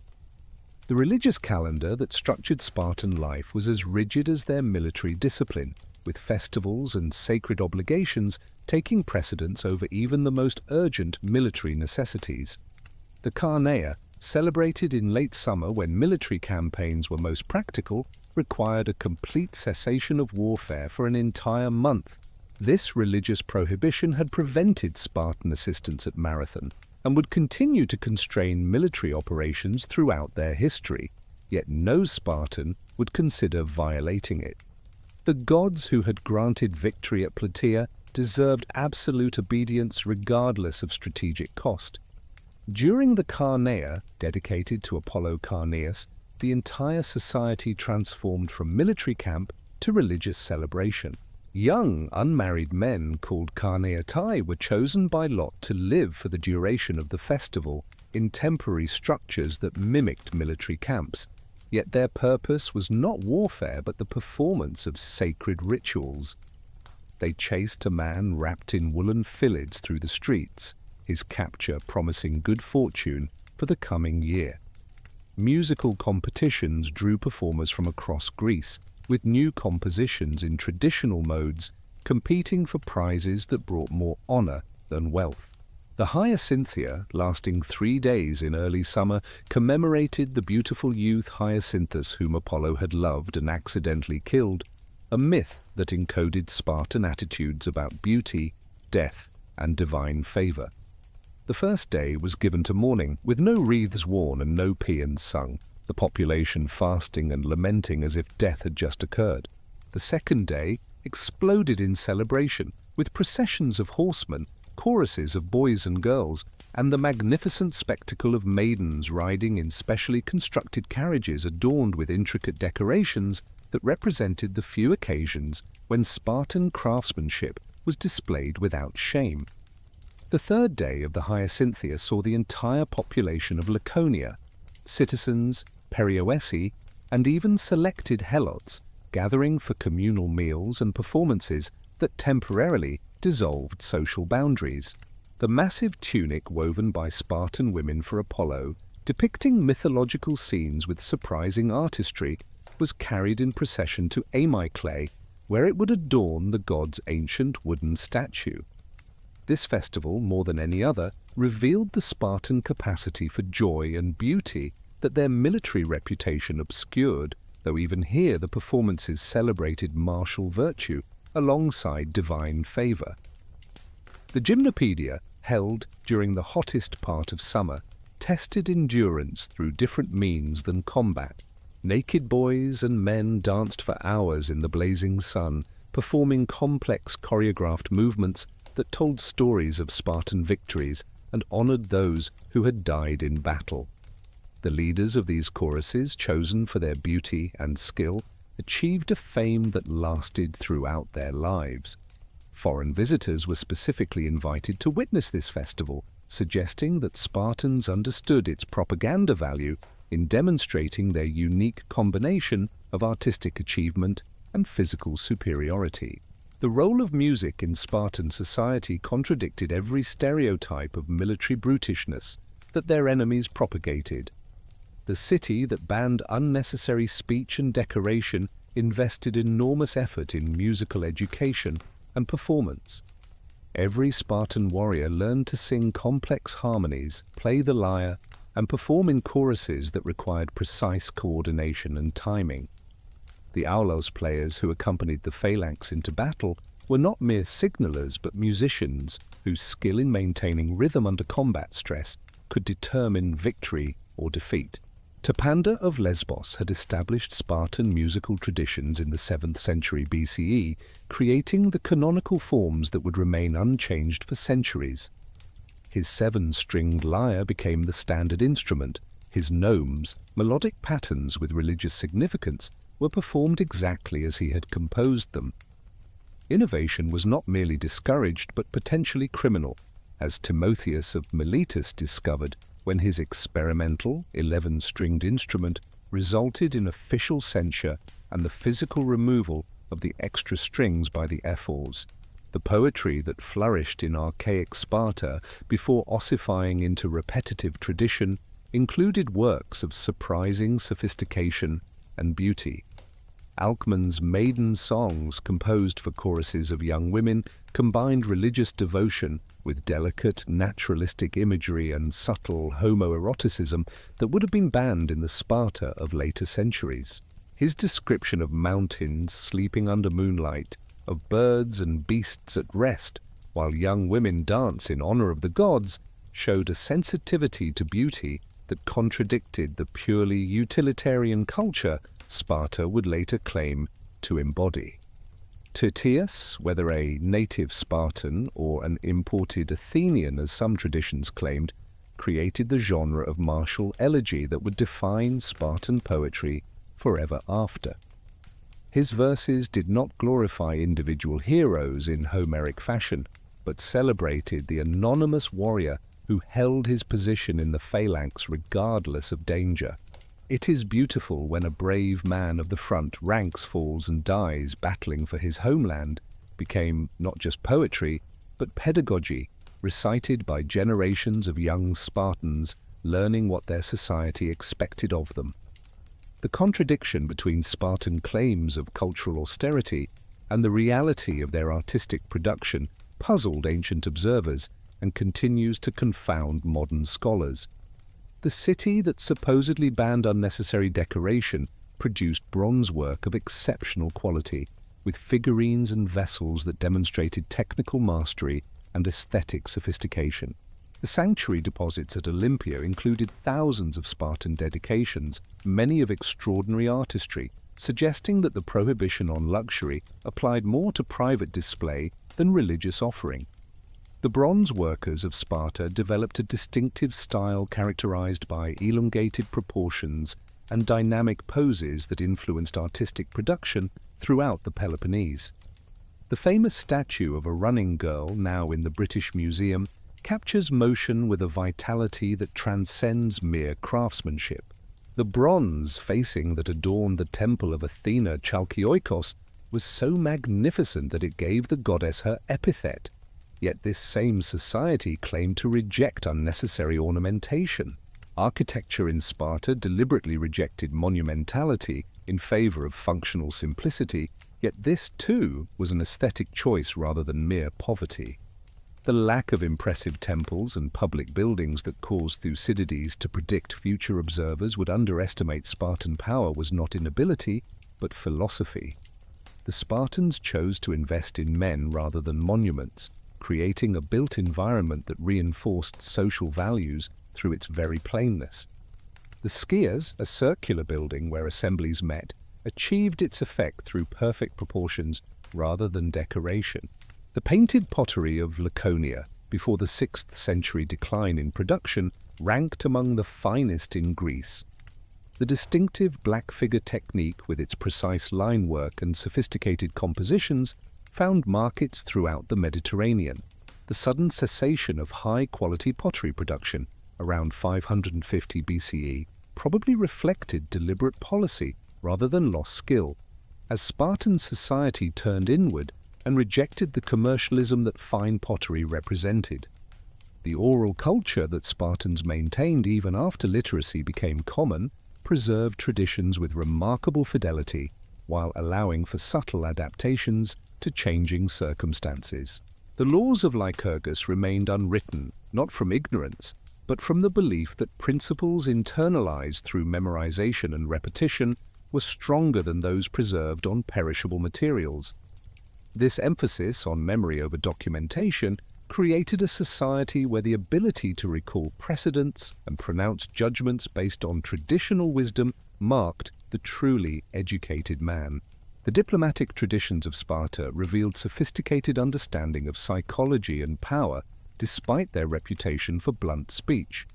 The calculated rudeness that Spartan ambassadors displayed, arriving late for appointments, refusing to engage in elaborate courtesy, speaking in monosyllables when eloquence was expected, was not boorishness, but strategy. By refusing to play conventional diplomatic games, they forced others to engage on Spartan terms, their very presence a reminder of military might that made words unnecessary. The famous laconic speech that gave us the word for brevity was itself a cultural achievement requiring considerable skill. To compress complex thoughts into minimal words, to respond to elaborate arguments with devastating single sentences, to convey threat or promise through calculated silence, these required intellectual agility that contradicted stereotypes of Spartan stupidity. When Philip of Macedon threatened that if he entered Laconia, he would destroy Sparta, the ephor's one-word response, "if," conveyed defiance more effectively than any elaborate speech. The religious system that underpinned Spartan society was both conservative and syncretic, preserving archaic rituals while incorporating useful foreign elements. The worship of the Dioscuri, Castor, and Pollux provided divine models for the dual kingship and the bonds between warriors. Their temple images were not statues, but ancient wooden beams connected by crosspieces, aniconic representations that preserved religious forms from before anthropomorphic gods became standard. Yet, these primitive-seeming docana were carried into battle as sacred objects whose presence guaranteed divine support. The mystery cults that flourished elsewhere in Greece found little foothold in Sparta, where religion remained primarily civic rather than personal. The promise of individual salvation offered by Eleusinian or Orphic mysteries held little appeal for those whose identity was entirely collective. Yet Spartans who traveled abroad were sometimes initiated into foreign cults, bringing back knowledge that remained theoretically suspicious but practically useful for understanding other cultures. The practice of divination through sacrifice was taken more seriously in Sparta than perhaps anywhere else in Greece. No military expedition departed without favorable omens. No battle began without examining entrails. No major decision was taken without consulting seers. The hereditary families of Mantes, who interpreted divine will, wielded influence that sometimes exceeded that of elected officials. The famous seer Tisamenus, granted citizenship for his services, was credited with predicting 5 crucial victories that established Spartan hegemony. The hero cults that proliferated in Sparta provided models for behavior while linking contemporary society to mythical precedents. Menelaus and Helen received worship at Thermopylae as protecting deities rather than cuckolded husband and unfaithful wife. Lycurgus himself became object of religious devotion with monthly sacrifices that reinforced the sanctity of his laws. The tomb of Leonidas in Sparta proper, his body allegedly recovered from Thermopylae 40 years after his death, became a pilgrimage site where young warriors swore oaths of courage. The dietary restrictions and communal meals that defined Spartan society were as much religious ritual as social institution. The black broth that symbolized Spartan austerity was probably a survival from ancient religious practice, its ingredients of pork, blood, and vinegar, creating a dish that was more sacrament than sustenance.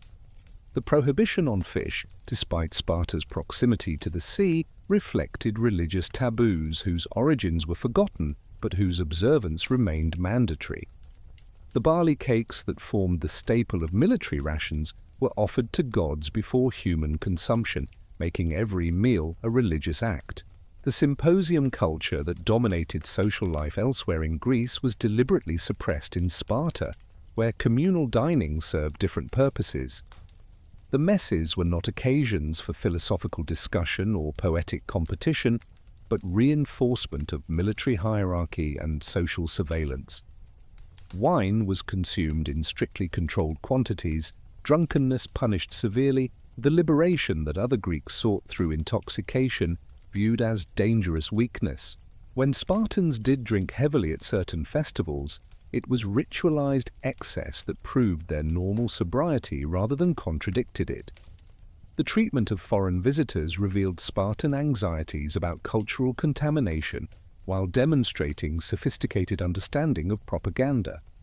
The xenolasia, periodic expulsions of foreigners, prevented extended exposure to alternative ways of life that might corrupt Spartan youth. Yet selected visitors were welcomed and given carefully orchestrated tours that displayed Spartan strength while concealing weakness. The stories these visitors told when they returned home spread Spartan reputation more effectively than any military victory.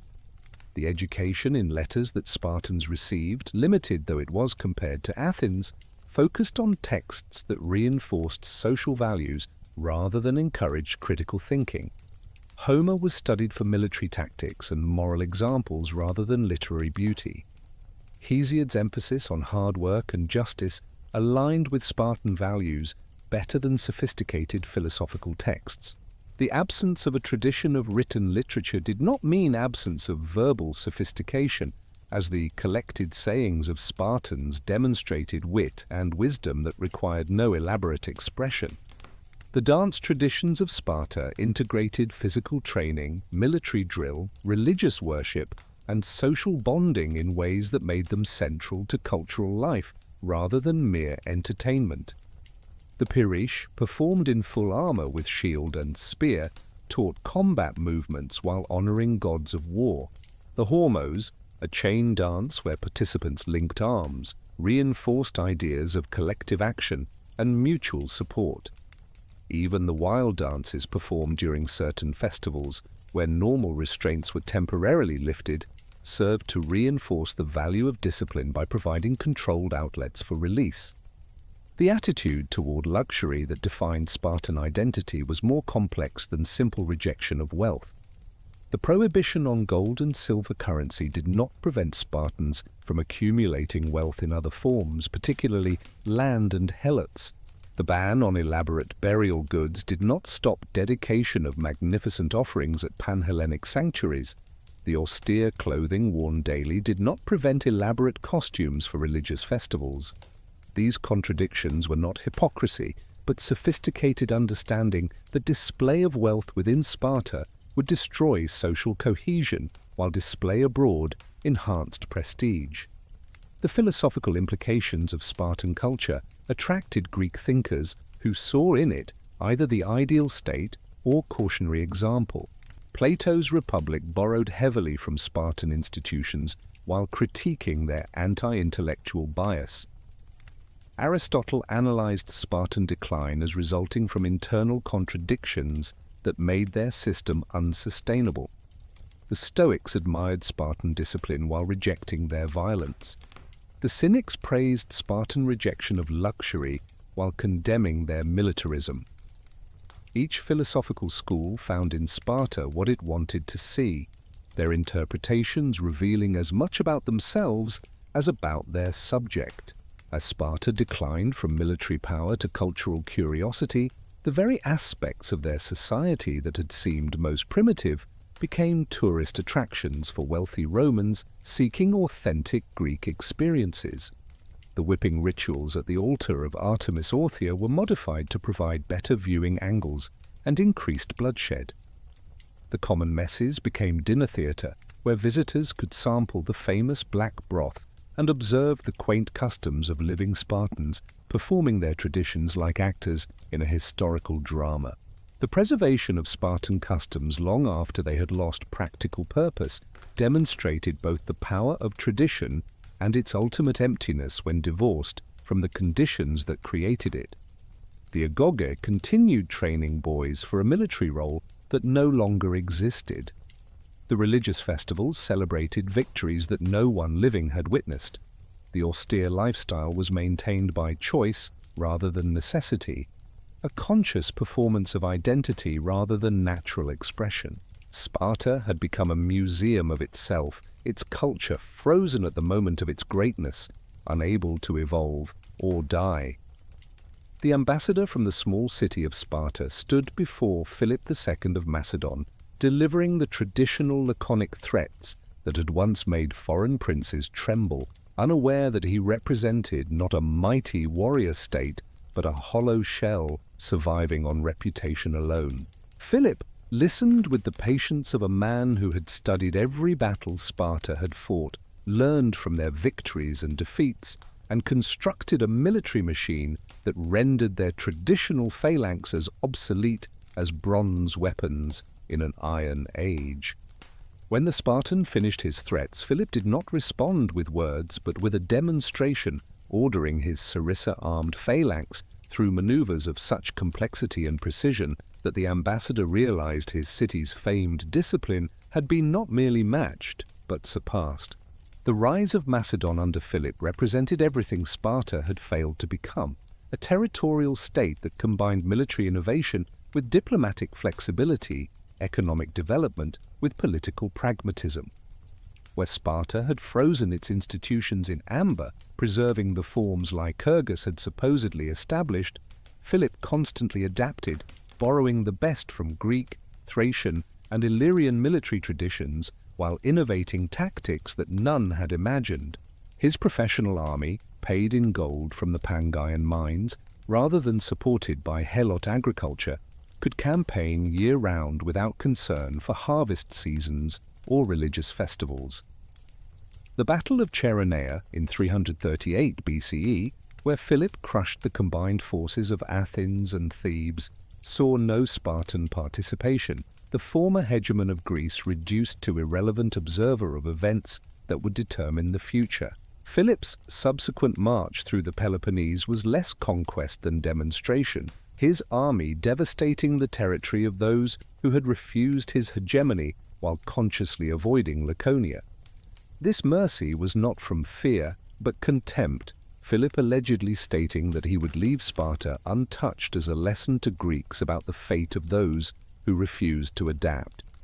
When Alexander succeeded his assassinated father and demanded earth and water from all Greek states, Sparta alone refused, clinging to the defiance that had once meant something when backed by military might. Alexander, like his father, chose to ignore rather than punish this resistance, marching to conquer the Persian Empire while leaving Sparta to its irrelevance.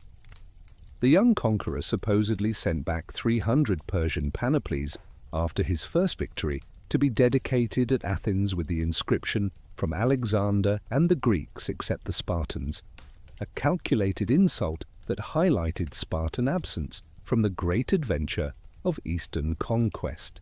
King Agis III attempted to restore Spartan relevance during Alexander's absence, raising a coalition against Macedonian domination while the main army was deep in Asia.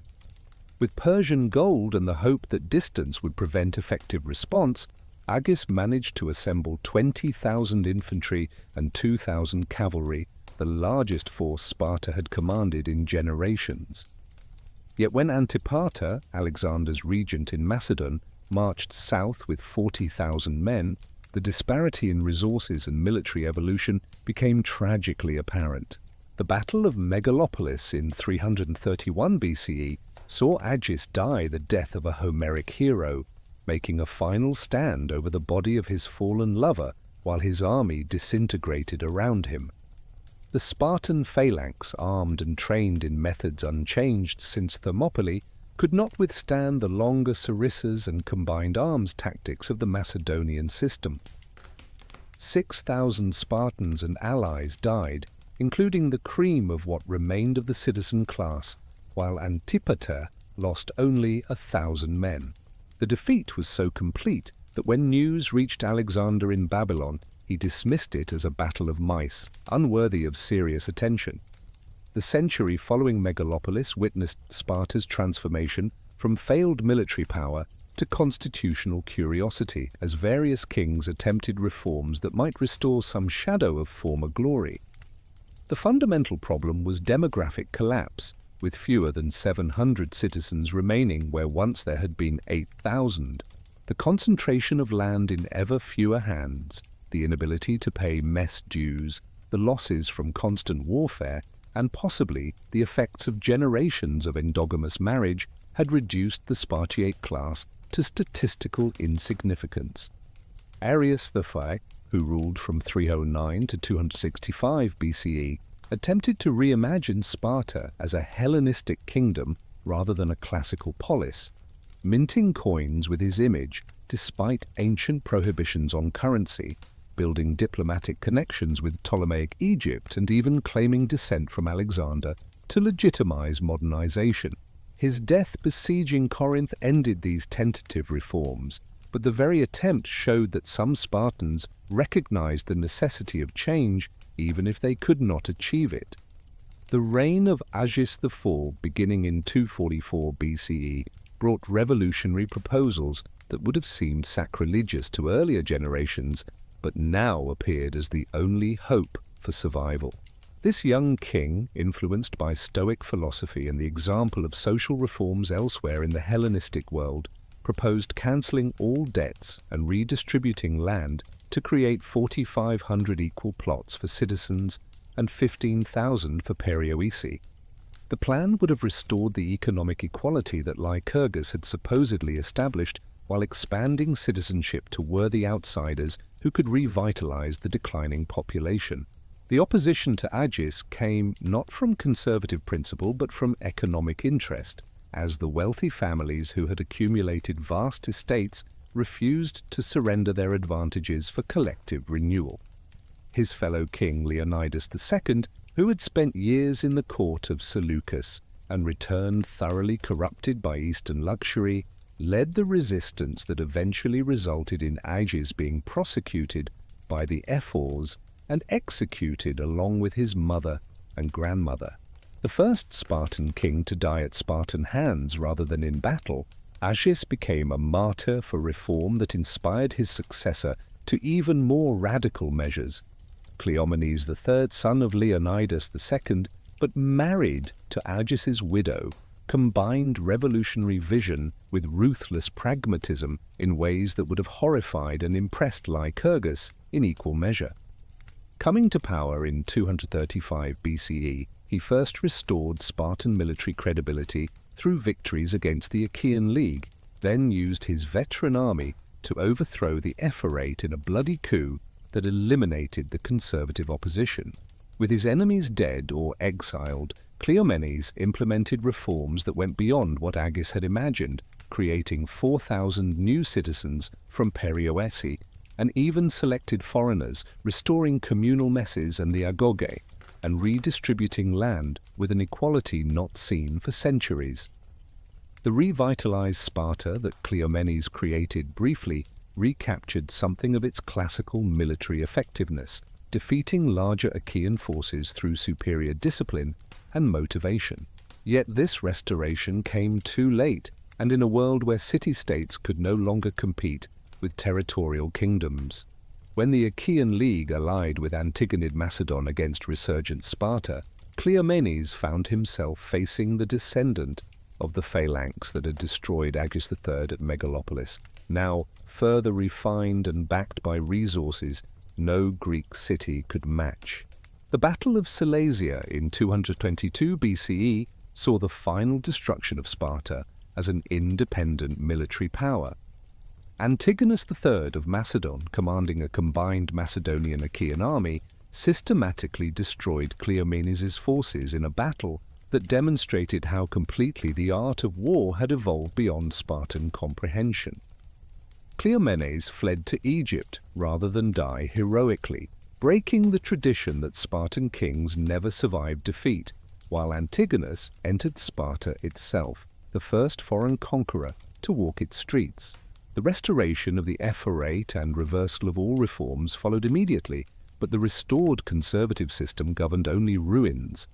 The next century witnessed Sparta's descent into tyranny and irrelevance, ruled by men who called themselves kings but were really warlords maintaining power through mercenary forces and foreign subsidies.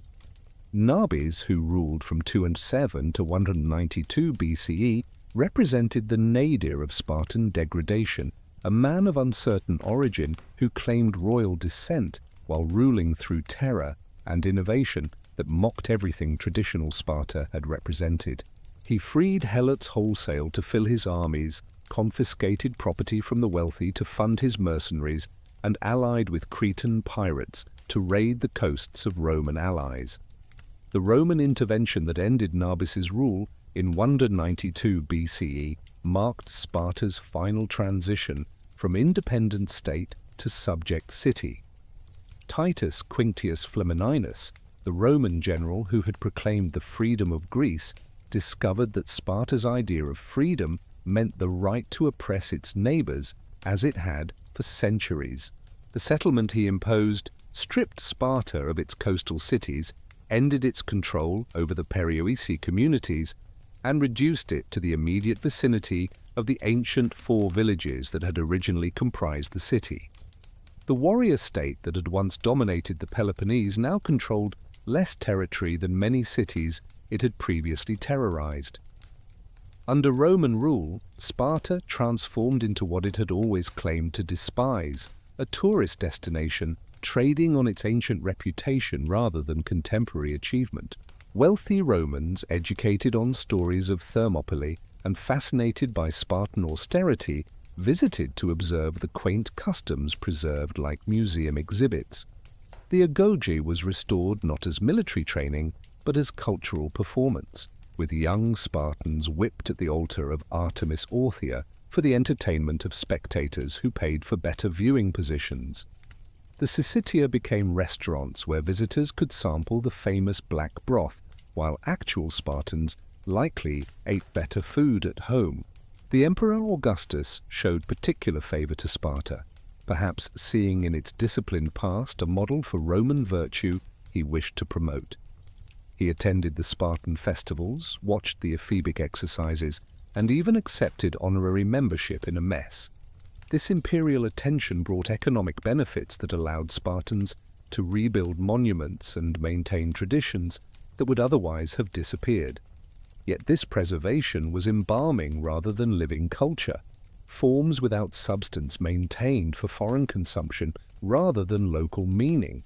Plutarch, writing his Life of Lycurgus in the late 1st century CE, already treated Sparta as a philosophical thought experiment rather than a real society. His parallel lives of ancient Spartans and Romans used the former as moral exemplars whose virtue highlighted contemporary corruption.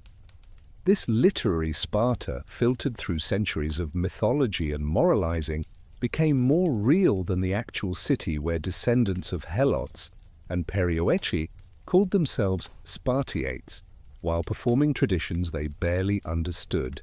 The travel writer Pausanias, visiting Sparta in the 2nd century CE, found a city that was half ruins and half theme park. He described temples collapsing from age, monuments to victories no one could properly explain, and customs maintained with such rigid precision that their original purpose had been forgotten.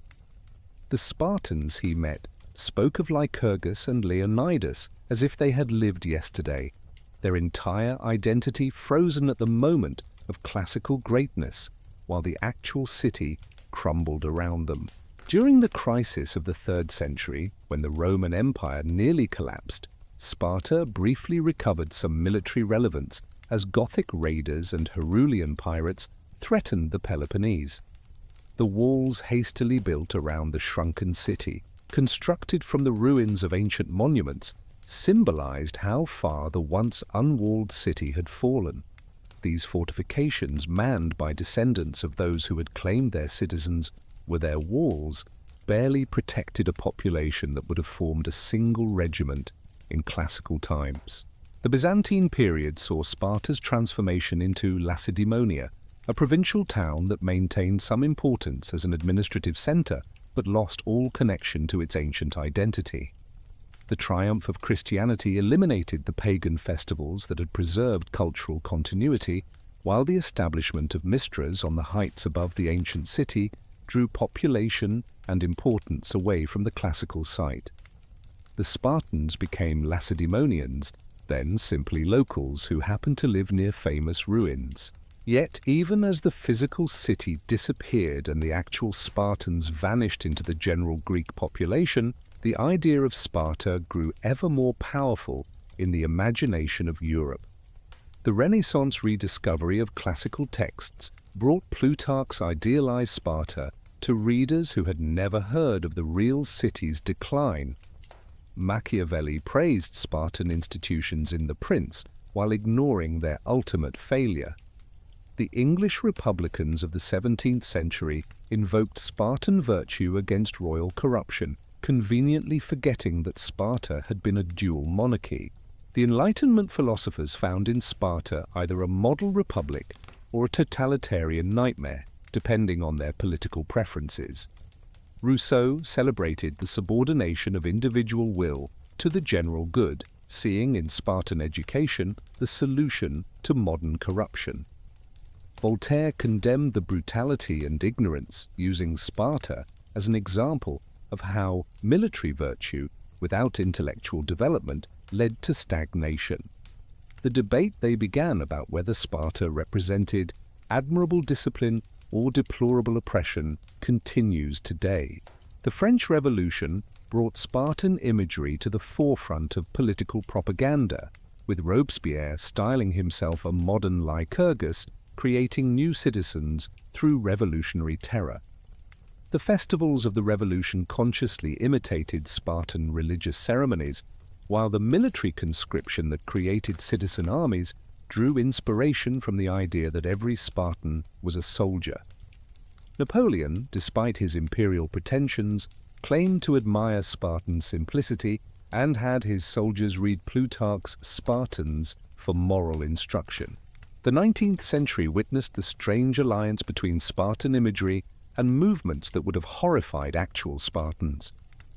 British public schools adopted corrupted versions of the agoge, using cold baths, bad food, and corporal punishment to build character in future colonial administrators. German nationalists celebrated Sparta as an Aryan warrior state that had maintained racial purity through eugenic selection. American slavery apologists pointed to helots as proof that even the most admirable ancient societies had relied on forced labor. The modern Greek state that emerged in the 1820s immediately claimed Spartan heritage, despite the contemporary Spartiates having no more connection to ancient Sparta than any other Greeks. The new city of Sparta, built near the ancient site with a grid plan that Lycurgus would not have recognized, became a symbol of national regeneration through appropriation of classical glory. Statues of Leonidas appeared throughout Greece, his sacrifice at Thermopylae transformed into prophecy of modern Greek independence from Ottoman rule. The 20th century's totalitarian regimes found in Sparta a classical precedent for their programs of social engineering and military mobilization. Mussolini's fascists celebrated Spartan discipline while ignoring that Sparta never conquered an empire beyond the Peloponnese. Hitler's Nazis pushed the appropriation to obscene extremes, claiming Spartans as Nordic ancestors who had practiced racial selection and eliminated the unfit. Stalin's Soviets, despite their opposition to fascism, also admired Spartan collective values and subordination of individual desires to state needs. The Cold War brought new interpretations as both sides claimed Spartan validation. Western military academies studied Thermopylae as the archetypal last stand against overwhelming odds, ignoring that the Persians were hardly more totalitarian than Sparta itself.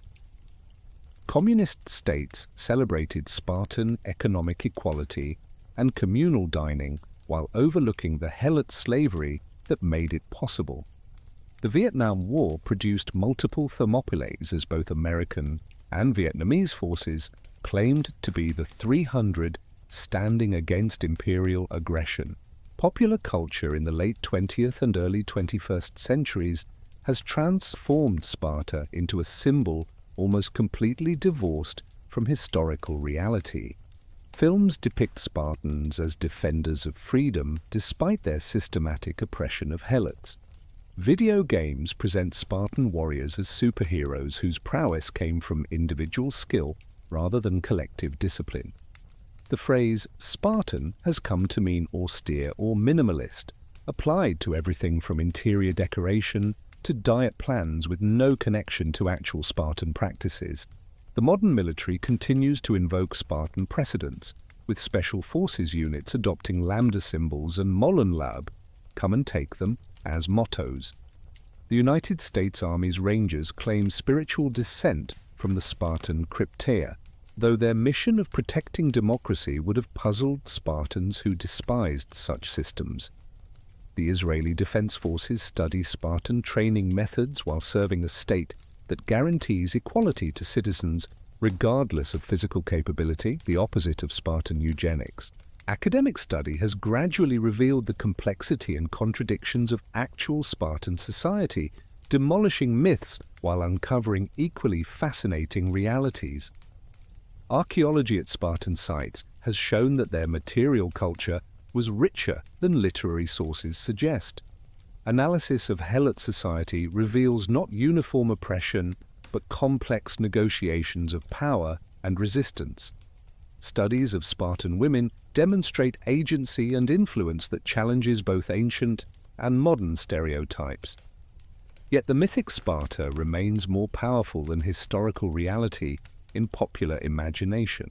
The image of the lone Spartan warrior facing impossible odds, epitomized by Leonidas at Thermopylae, resonates with contemporary anxieties about individual meaning in mass society. The idea of a society that achieved perfect discipline and unity appeals to those frustrated by modern complexity and division. The notion that physical training and moral courage can overcome technological superiority and numerical disadvantage offers hope to underdogs everywhere. The irony is that Sparta's greatest influence comes not from what it achieved, but from what people believe it achieved. The actual society that created the myth was too rigid to survive changing circumstances, too narrow in its values to create lasting culture, too dependent on oppression to offer genuine models for modern democracy. Yet the myth itself has proven infinitely adaptable, constantly reinterpreted to serve contemporary needs, while maintaining enough classical authority to seem timeless. Modern Sparta, now a small city in Laconia, visited mainly by tourists seeking connection to ancient glory, embodies this contradiction. The archaeological museum displays artifacts that reveal a society more complex than the austere warrior state of legend. The statue of Leonidas that dominates the main square depicts a Hollywood warrior rather than a historical figure. The luxury hotels that accommodate visitors would have appalled Lycurgus, but are necessary for the economic survival of a city that has nothing to export except its history. The true legacy of Sparta lies not in any institution or practice that can be directly imitated, but in the questions its example raises about the price of excellence, the relationship between individual freedom and collective strength, the role of tradition in maintaining social cohesion, and the sustainability of systems that require extreme human sacrifice. These questions remain relevant not because Sparta answered them successfully, but because its failure was so spectacular and complete that it serves as a warning about the limits of social engineering and military virtue. As the second millennium CE gives way to the third, Sparta endures as an idea more powerful than the physical city ever was. Every military unit that celebrates warrior brotherhood, every athlete who embraces painful training, every community that sacrifices individual desires for collective goals, every political movement that invokes classical precedent for modern programs contributes to the ongoing transformation of Spartan memory. The warriors who chose death at Thermopylae rather than retreat could never have imagined that their sacrifice would inspire not just Greeks, but humans around the globe for millennia to come. The final paradox of Sparta is that its greatest victory was its complete defeat. By failing so thoroughly that its actual society vanished, it freed its myth to become whatever successive generations needed it to be. The city that refused to build monuments became itself a monument, not to what it was, but to what people wished to believe about human possibility. The society that rejected change achieved immortality through constant reinterpretation. The warriors who died to preserve their way of life became symbols for ways of life they would not have recognized or understood. In the end, Sparta's story is not about the rise and fall of a military state, but about the power of human imagination to transform historical experience into mythic meaning. The city that once stood in the valley of the Eurotas has crumbled to ruins, barely visible among the olive groves. But the idea of Sparta, the dream of a society where virtue was paramount, discipline absolute, and courage unlimited, continues to shape human consciousness in ways that no military victory could have achieved. Whether that influence is ultimately positive or negative depends not on what Sparta was, but on what we choose to make of its memory.